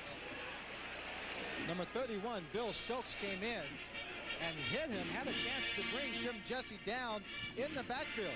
But then watch his leg strength. Watch his power. He stays up, stays low right there. He breaks away from it, then changes directions. He's missed all his blocks to the outside, feels the pressure. He's picking up a couple right there. Gets a block right there. He has a smart play on one of his teammates who doesn't make the block on Lou Brock because he was behind him. That was number 24, Scott Bolton, who was in position really to clip and held back. Jesse turns a major loss into a plus as he gets out close to the 40-yard line. It'll be third down, a long 3. I gotta tell you a funny quote I read in the newspaper this morning, reference to Ray Perkins. Ted Toner said, smiled. I said, Ted Toner has said to himself, well, our records over the years, last few years, isn't that different. Only a couple of games apart. But what happens? I get fired and he gets $5 million. Actually, I think Toner had the edge on that. Third down and 3. And a swarming Trojan defense. And they have been gambling and getting away with it here in the second half. Jesse goes down, and there will be a loss of 4. Marcus Cotton again from the outside. And that will be 4th down. And out comes the punting team once again for Auburn.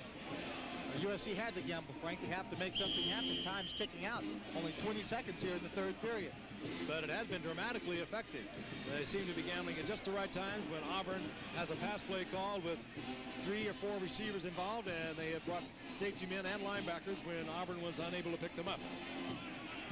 Brian Shulman on the punt. Randy Tanner has dropped for USC. And very wisely, Auburn lets the time run out. USC might have been well advised to even use a timeout because now Auburn will be punting with a very strong wind. We'll be back with fourth quarter action after this from our stations. On occasion started to break out here in Orlando. It's been horrendous weather for the past 36 hours. Rain yesterday as Auburn sets up for the punt. Bruce Shulman misses this one, kicks it low, and Randy Tanner, however, cannot handle it. Takes an Auburn bounce, and Randy Tanner was not going to take any chances with that low punt by Brian Shulman. USC will start deep in their own territory, and off a bad punt, there will be a 59-yard pickup, and it just about touched him, Lynn. He sure did. On his misjudgment on the ball, he comes up too close, and he's thinking about trying to pick it up and run, changes his mind because he's taken an unsure bounce, and put himself in a very bad position, and also USC with possession just inside the 11-yard line.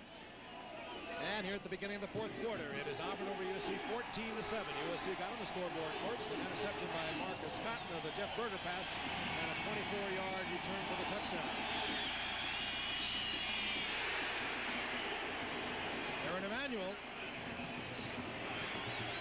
out over the 5-yard line. Number 74, Tracy Rocco's a man in on the play. Key ball player for this team. He's held up that defensive line. Does a good job on his blocking assignment against Dave Cadigan, number 66, and just sits there and waits for Aaron Emanuel. Stops the play right at the line of scrimmage. Emanuel started 4 games of midseason, but he's been troubled with a very severe toe injury. Holt will try it over the right side and moves out near the 9-yard line for a gain of 3, perhaps 4. They refer to that injury sometimes as a turf toe, with the use of artificial surfaces for playing fields, more players have had that dislocated toe. I had it, Frank, and you've really got to tape that toe back and isolate it so you can just get it in position to run, and it's extremely painful. Every time you think it's getting well, all of a sudden you put a little strength on it, a little exertion, and it goes again. 3rd down and 7 now for the Trojans, deep in their own territory.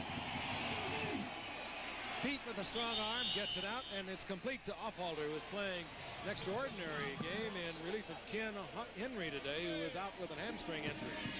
He's an opportunistic player. He knows that Rodney's accustomed to looking to Ken Henry for the big play. He's taking his place, and he wants to make sure that Rodney maintains his level of confidence when he throws in that direction. Offhalder, 5 receptions on the day, and there have been a couple of them that have been circus catches. He gets the 1st down out at the 17-yard line.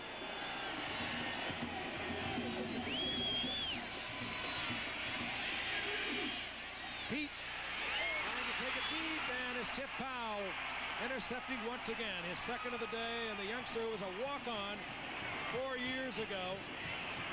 No one thought he could play. Little man at about 5'7", 150 pounds, and playing, of course, his last game of his career as his 2nd interception of the day. Here's a player that just doesn't make mistakes. A ball slightly underthrown, but still he goes up to make a great catch on the interception. People keep trying to go at Chip Powell. They have been throughout his career.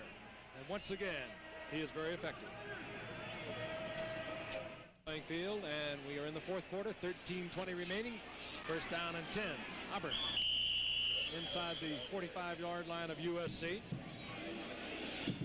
Auburn leading 14-7 as Vincent Harris worked the left side for about 3. Marcus Allen, Charles White, O.J. Simpson, Mike Garrett were the Heisman Award winners from USC, while Pat Sullivan, quarterback coach now for Auburn, and Pat Dye, back in 1971, won that coveted award, as did Bo Jackson in 1985. Forward. Strength, power, speed, he has it all. And he'll have another Auburn 1st down at the 32-yard line. Number 54, Jim Thompson, who is the tackle on the left side, came off the field and was bent over at the sideline. Appeared as if he may have hurt his shoulder, Frank, so he's on the bench right now. 126 yards thus far for Brent Fullwood. He really was not worked much in the early going of today's game in the 1st quarter. They're using him now.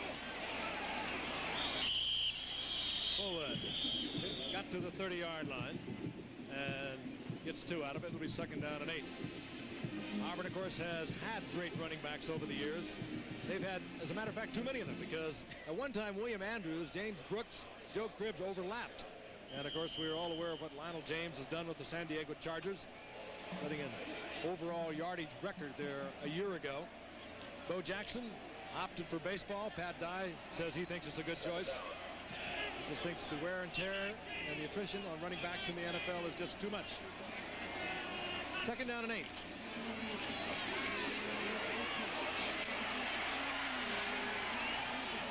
Well, you wouldn't want to tell a young running back to run a football that way, but Brent Fullwood knew exactly what he was doing. He was waiting for the block. He got the block and made a whole bunch out of what appeared to be nothing. That's it. Running back has to be smart in the way he runs the football. He can't just do it all by himself. He tucked himself in behind good blocking, and then when he decided to come out, just use that strong upper body strength in the forearm to get a few extra yards. Very close to another Auburn 1st down.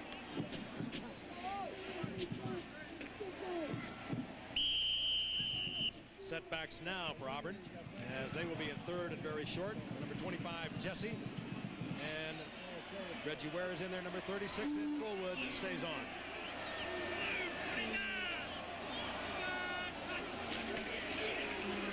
Fullwood, he has the 1st down. Tim McDonald finally settled things as Fullwood was carrying Trojans inside the 20-yard line. Strong. He does have it all in. He certainly does. He got good blocking that time. He just sets, and he's not an impatient runner. He just takes it in. He's looking at his blocking, steps inside, and right there he just dips his shoulders just enough to get that forward momentum going, to have added momentum and strength on the run. 2.3 yards per average, the best in the nation this past season. Didn't wear him out. They didn't run him like they ran Bo Jackson a year ago. They used more of a passing offense to coordinate with the running game. On first down. Harris tries the middle. He's hit at the line of scrimmage. It'll be second down and 10. Bill Stokes leading the way defensively there for USC. Frank, I have to believe Brent Fullwood, realizing he only had 1 year really to be a starter at Auburn. At time, you talk about overlapping with other players. He overlapped with Bo Jackson. Probably just capitalized on this season, realizing he only had one chance to show his talent, and he was going to take advantage of it. Sometimes when you figure you're going to start for 2 or 3 years, you tend to pace yourself. But Brent Fullwood hasn't paced anything this year. And of course, all of his problems off the field this year have not affected his play on the field. Bootleg by Berger. Picked off. Intercepted. Wayne Garner. Wayne Garner has an ill-advised attempt by Berger into double or triple coverage is intercepted. Wayne Garner, a freshman on the USC Trojan football team. It's a good play action by Berger, but he puts the ball up in the air, and Garner's there to make the play. Intended for Lawyer Tillman. 4 turnovers by both ball clubs. We'll be back in a moment. Forward to that one. And meanwhile, here in Orlando, the Florida Citrus Bowl, Auburn having a struggle with the 7-4 Trojans with their lame duck coach, Ted Tollner, still pacing the sidelines for them. Fired December the 8th, but stayed on to coach the team and the players that he recruited over the past 4 years. USC with the turnover, gets the football back inside their own 9-yard line, first down and 10. Emanuel out over the 10-yard line for a gain of a yard and a half. It'll be second down and long. Football game, so much of a defensive struggle for both these football teams. Each team having 4 turnovers. Auburn having converted 1 into a touchdown. USC's 1 turnover. They converted into a touchdown. Marcus Cotton. See the season averages. Second down, call it 8. That's the time remaining in the game. Pete with the toss to Emanuel. He tries to bring it back inside. He's hit at the line of scrimmage and squirts up for maybe a yard. It'll be third down long for Rodney Pete. And there is a injured Auburn Tigers, Andre Bruce, who's played superb football defensively today. On the day, 4 sacks, 2 forced fumbles, 1 forced interception, and at least a half a dozen other tackles. And now he's up. He appears to be at least improving as he starts off the field under his own power. I believe he's been the key for this entire ball game defensively for Auburn. And without his services in the ball game right now, if USC can get its offense on track, he can have something going. You see right there, one of the Trojan players who was being blocked by number 99, Matt Hill, was just rolled back into his legs. Third down and 7 for USC.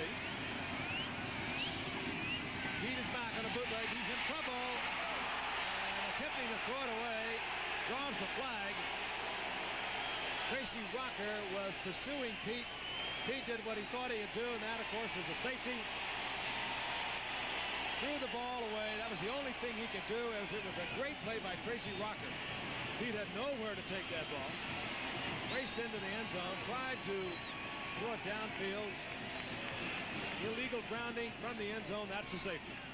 See him right there. All the pressure coming in. Number 74, Tracy Rocker, just does a terrific job. And all afternoon long, whenever they suspected that Rodney Pete was going to move to the outside, they were going to box him in. 2 points, and Auburn now leads USC 16-7. 8:35 remaining in the game. We'll be back in Orlando in just a moment. We'll take another look.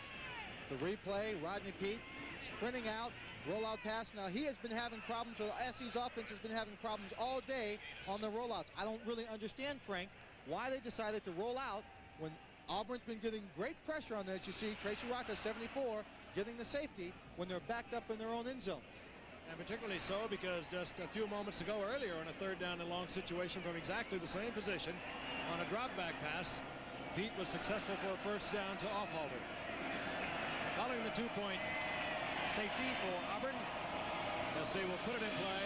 They can put it in play either by holding the ball, keeping it from the turf, or by a punt. They elect to punt. Spurrow hits it to Trey Gaines. And Gaines out close to the 38-yard line, where Auburn, who has been able to move the ball rather easily from the midpoint of the second quarter, has possession once again. Auburn has moved the football, and they have been killed by the turnover. Just when they were moving the ball so well on the ground, they decided to put it up in the air, and they had a Jeff Berger pass picked off deep in Trojan territory a short while ago. Other than that safety, they have not scored at all here in the second half of play. SC having many opportunities to get points on the scoreboard, not being effective at all. Berger back again. Trying to get it deep to Lawyer Tillman, the Auburn Tigers leading receiver over the year, and Tillman had slipped on the turf and was unable to get back to the ball. The USC defense has been able to shut down Lawyer Tillman all afternoon. One of the reasons is that they've been playing 5 and 6 defensive backs in obvious passing situations. Now Auburn has not seen what they call the dime defense with 6 defensive backs throughout the season. Very seldom see the 5 defensive backs, so I think they were just trying to control their passing game, which in essence cut out Lawyer Tillman. They mix it up as USC with a lot of blitzing. There it is. And they've been very successful with it. Once again, they brought the safety man. It was Dwayne Garner. No one picked him up, and they have been so fortunate with it because Auburn has not had the right play call to use against it. That's Garner on the top of the screen. He just comes off to the outside and makes the hit right there on Berger. Berger looked like he was just doing a little shot put there as he just dumped the ball off near a receiver, so he wouldn't be penalized.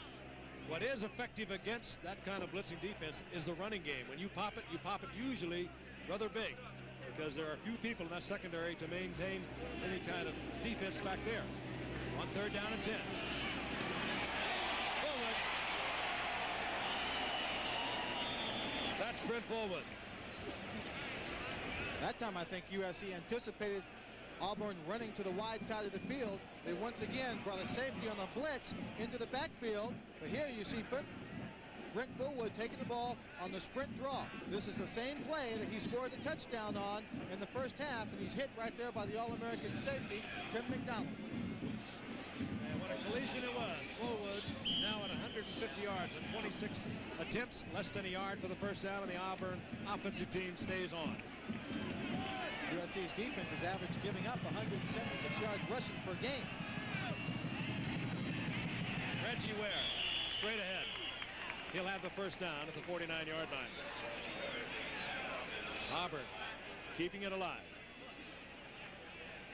Fullwood's best game thus far in his career and this past season was 207 yards against Tennessee. And as you watch him, you know about the speed, the 4.3 speed, the 9.3 100. He weighs 209. He's 5'11". What you respect more than anything about him, I think, is his durability, his ability to cut back. He is an ideal professional football candidate. There's no question about that.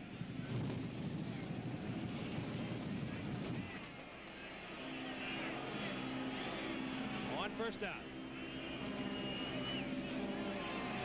Tim Jesse. Jesse is chased down by Bill Stokes and dropped for a loss way back inside Auburn's 45-yard line. And landed.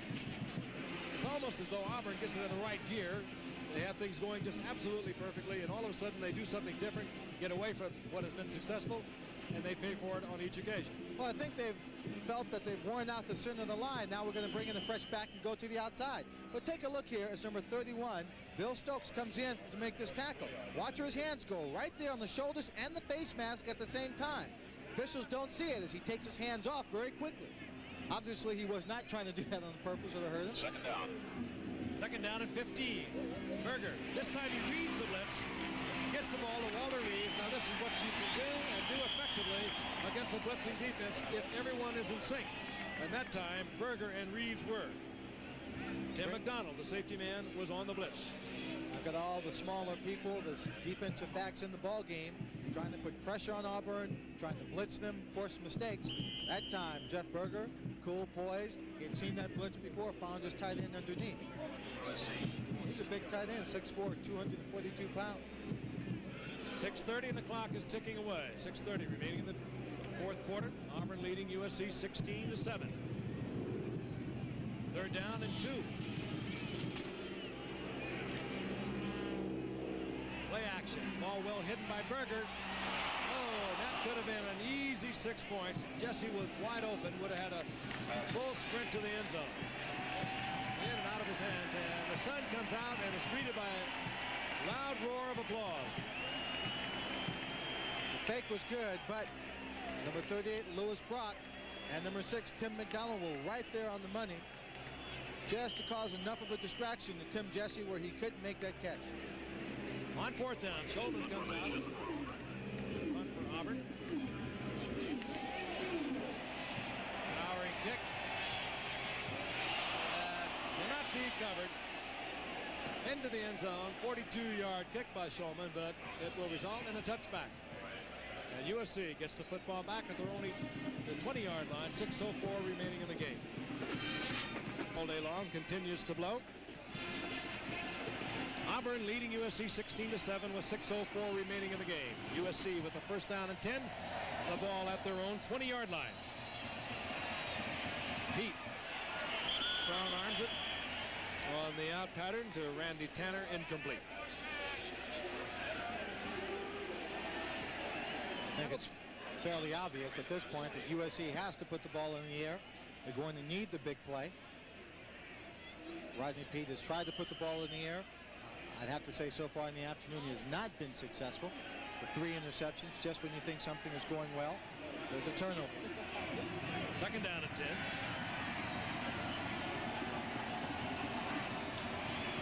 Quarterback draw. Set design play for the athletic skills of quarterback Rodney Peete. Out to 27-yard line. It'll be third down and a long 3. Mitchell was there defensively for Auburn, and of course the speculation is rife as to who will be replacing Ted Toller, the coach of USC. And right now the word that we have heard rather convincingly from out on the West Coast is that Larry Smith, the coach at Arizona, is the man who will be taking over for Ted Toller. We will be talking to Dr. Mike McGee, the athletic director of USC, in just a few moments about that situation there. Third down at 13, and Pete in trouble. Rolls out, gets the ball out to John Jackson. And that's enough yardage for the first down to the 34-yard line. And if we could, Dr. Mike McGee, the athletic director at USC, now in your third year. Ted Toller is out. The word that we have had is that perhaps it'll be Larry Smith, the coach at Arizona, that we will be looking at over the next few years as the coach of the Trojans. Frank, we've been at this process now since the December 5th announcement. And the process is coming to close to a conclusion, but we have not extended an offer to any coach at this point. And so that's a bit premature. You say in the near future, could you give us some sort of parameters as to terms of time? I would think that we're down to days, Frank, rather than looking at a week or two. Would you say that Larry Smith is one of the leading candidates? I would like to defer from that. He obviously has interviewed for the job and as have several other outstanding people. But at this point, I think it's better that we hold off giving any further indication. Second down and 10, and the pass fired by Pete, incomplete. Andy Gigatino has also been mentioned. Can we continue with individuals that you perhaps have talked with? Well, it's been reported in the press. Artie, who's done a fine job on this staff, has been interviewed for the position. Dr. McGee, I think this has to be a very painful time for you. I don't think there's any question there was no love lost between you and Ted Toller. It had to be a very difficult situation over the past few weeks. Well, I think anytime you're in a lame duck situation, I think that we labored over this decision with a number of people associated with the university, including the president, long and hard, but felt it was in the best interest and made the move. It was a difficult decision. It was one that we arrived at with a good deal of regret. The players obviously were affected by the bowl preparation for the bowl. There's no way we could avoid that concentration problem. but I think they've done a good job in getting themselves ready to play. We've got an opportunity here. It's getting close, I realize. And yet they have played well, and we know it's also been painful for you to join us and even talk about this. I know a difficult time, and we do thank you, Dr. McGee, for stopping by and shedding a little light on the situation. Thank you, Frank. Thank you, sir.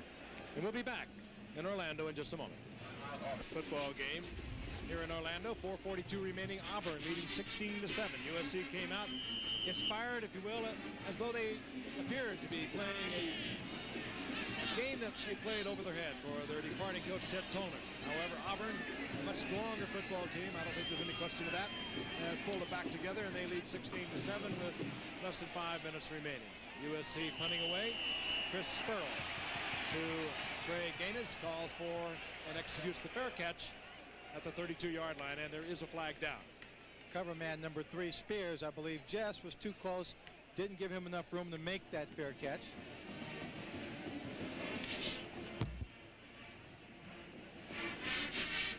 College basketball, Sunday, January the 18th. It's the season premiere of ABC Sports College Basketball Series featuring exciting doubleheader action. First, last season's NCAA Tournament Cinderella team, LSU battles SEC rival Kentucky. It's a rematch of the Southeast Regional Final upset victory that sent the Tigers to the Final Four. Then Keith Jackson and Dick Vitale bring you the action as the defending national champion Louisville Cardinals with All-American center Purvis Ellison take on the Purdue Boilermakers. Doubleheader action begins live at 2 o'clock Eastern Sunday, January the 18th, right here on ABC Sports. First and 10, James Joseph over the right side. Out over the 40-yard line to the 43-yard line of freshman from Phoenix City, Alabama, James Joseph. And I think Pat Dye will start using some of the other players. Pat, that's sort of traditional in bowl games. 4:13 left and counting down. The score 16-7. The score is not, the margin is not that great, only 9 points, but I think that Pat Dye has control of this ball game.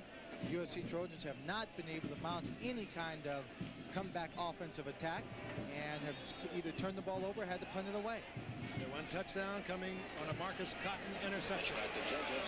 Joseph, right side, up close to a first down, but again, a flag is down, and this you often see when you have different types of personnel operating, as we see the substitution starting to be made.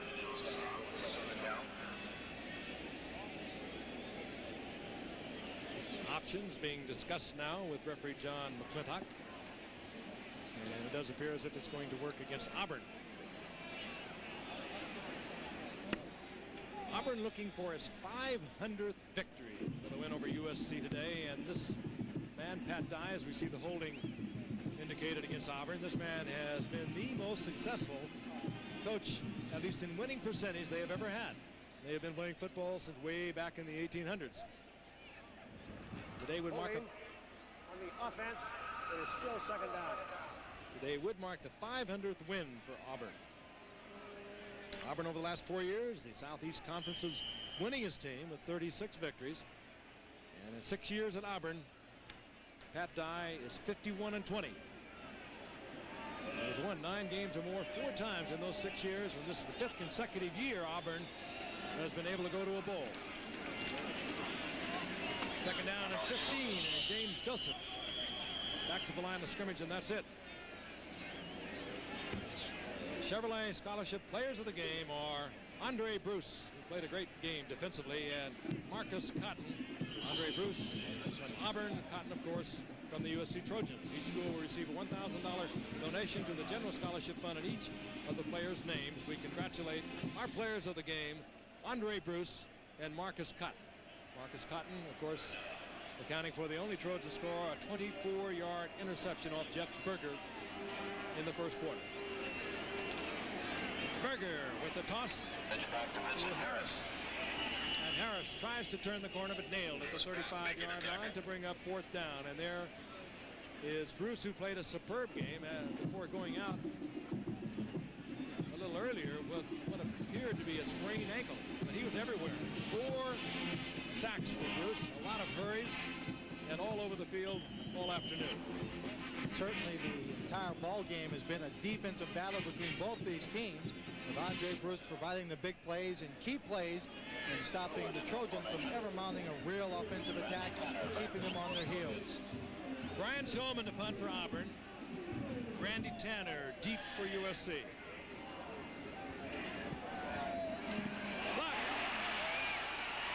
And it goes out of bounds inside the 10-yard line. Louis Brock.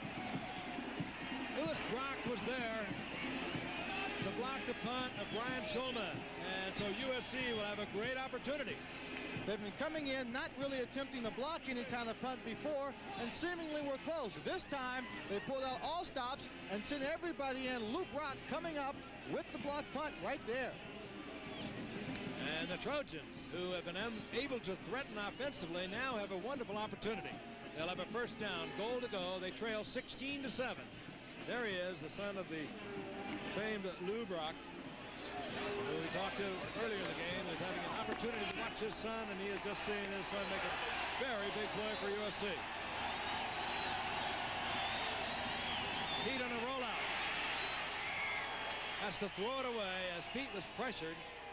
And it is Nate Hill who has replaced injured Andre Bruce, who was right in the face of Rodney Peete, forcing him to throw that ball before he wanted to.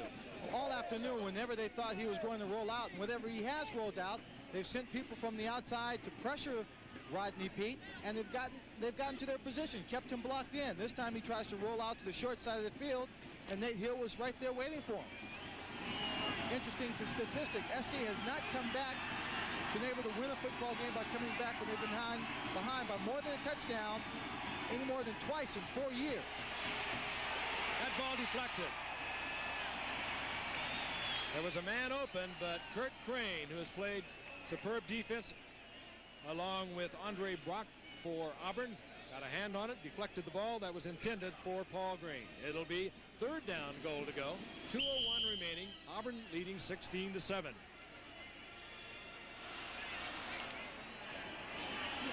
USC has 3 timeouts remaining.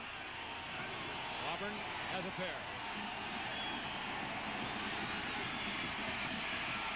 Peete. A diving catch by Offhalter, who has been making circus catches all afternoon. He's short of the goal line. I don't believe there's any question what we are going to see happen here. Now, when you see this low angle, you're going to say, why isn't it a touchdown? He appears to be in the end zone. And indeed, his feet are in the end zone. But the ball does not break the plane right here. Oh, yes, it does. Very, very close. Offhalter, his 6th catch of the day, is 4th down. And USC will use one of their timeouts, and we'll look again. Well, look again. They did not call it a touchdown. I thought that ball did break the plane when looking at it from our ground camera. They were right on top of it, as you can see. The ball must break the plane of the goal line. Was it or was it not? Right there, it looks like it breaks the plane. Certainly did from that angle. The defensive back involved, Kevin Porter. There is no instant replay overrule in college football. Well, I hope it doesn't get there either. Right now, Ted Toner wished he had one. We'd be here for supper. USC using one of their 3 timeouts. Rodney Peete moving over to the sideline. Down 16-7. They could get it to within a field goal of a victory. And keep in mind their field goal kicker, Don Schaefer, had a 60-yard field goal against Notre Dame. So here it is. 4th down. USC. 4th down, goal to go. Leroy Hope is in there with Jeff Brown as the setbacks. Leroy Hope. Not even close. Defensive surge over the left side, led by Tracy Rocker. Mitchell is up there from the cornerback position. Kevin Porter came in and seemed to have wrapped him up around the ankles, now allowing him to jump up in the air to get over the top. He and Rodney Peete did not have the smoothest of exchanges when he handed the ball off. Take a look at it at a low angle. Right here, they just bump a little bit. She goes to the outside. He's in a pileup. It was Kevin Porter, number 3, who sliced in from the outside, grabbed him around the ankles. He couldn't get in the air. Auburn's football. And they were going where they have been going all afternoon on short yardage, and that is over where Jeff Briegel should be. of course, unable to play because of the steroid test he failed and ineligible for this game. Team rushing for USC, 44 yards on the day, and while we have heard so much about the offense led by Brent Fullwood of this Auburn team, they have played superb defense today. 1:32 remaining in the game, and we'll be back in Orlando right after this. At the Florida Citrus Bowl, we'll be going to the USF&G Sugar Bowl, where Nebraska will meet LSU as soon as our game is concluded, or right after it's concluded. 1:32 remaining. Auburn first down and 10, the ball at their own 3-yard line. They lead USC 16-7 after turning back a 4th down, a goal attempt by USC from inside the 1-yard line, and that had to hurt Ted Tolner. Well, it certainly did. He wanted that touchdown very badly. Give his team a little lift there, put them closer to this ball game, or with a minute and a half left in the game, you know, you feel like you really do have a chance to come back and win the ball game. And as we look at Ted Tolner one more time, I'll have to say this man has handled the situation with such class, such style, such dignity. I know many people in the pro ranks thinks very highly of Ted Tolner. There is no question in my mind that he will turn up somewhere. It was Gil Brandt, I think, who spoke so highly of him a few years ago. He's had a great background, 24 years of coaching at high school, junior college level, 8 years at San Diego State, a year at Brigham Young, where he was associated with Jim McMahon. More than anything, better than his record, he's handled this situation so well. Brent Fullwood over the right side.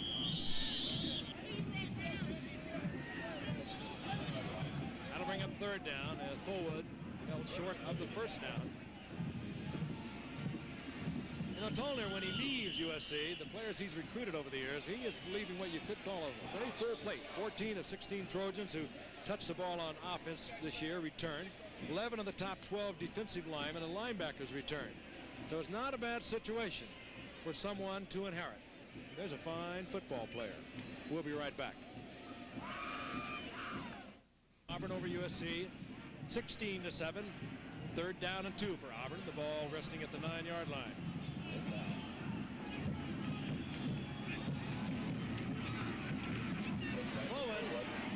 Short of the 1st down. The surging defense on the part of the Trojans are thanks to Malibu, Kelly Hayes, our spotter today here in Orlando, George Hill with all the stats, and all of the people here at the Florida Citrus Bowl. They've made such a worthwhile event to be involved with. It's been a fun week for the football players, all the officials from both schools. They do a superb job here. We are delighted that we had the opportunity to share in it. Brian Shulman to punt now for Auburn. Randy Tanner has dropped for USC, respecting Shulman and a brisk wind at his back. Tanner's all the way back to his own 40-yard line, and Auburn, that's all the time they can run down. It takes us down to 29 seconds. Don't forget, we'll be going very shortly to New Orleans, the USF&G Sugar Bowl, where Nebraska meets LSU. Two very strong teams.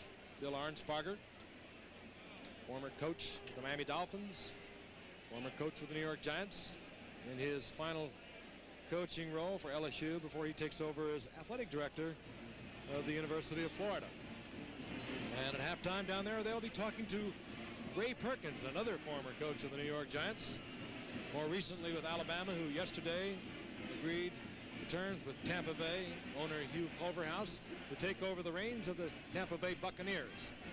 He'll have some fun for a couple of years building that. Shulman's punt was blocked last time, as you might recall, by the Trojans' Lewis Brock. And that will be their intent and purpose on this particular effort. And scooped it up. A low kick, the kind you can bring back. But in this case, not that far. The major problem with returning a punt like that, a line drive of 50 yards, when you attempt to block it, is that you've got nobody blocking for the guy who catches it. If you're Tolner, you have to think big. If you're thinking you're going to do anything at all and pull out a miracle, some sort of dramatic thing, you've got to think we've got to get one very quickly. Auburn, of course, thinking the same thing. They bring out the extra defensive backs, and they'll have them positioned to let almost anything happen in front of them, but nothing behind them. That picture of Ted Tolner tells the whole story. Exasperation opportunities to win the ball game this afternoon, but his offensive unit in particular falling short. And Paul Green was hit by Alvin Briggs, and he stays down and now being assisted to his feet. USC cannot stop the clock. No timeouts remaining.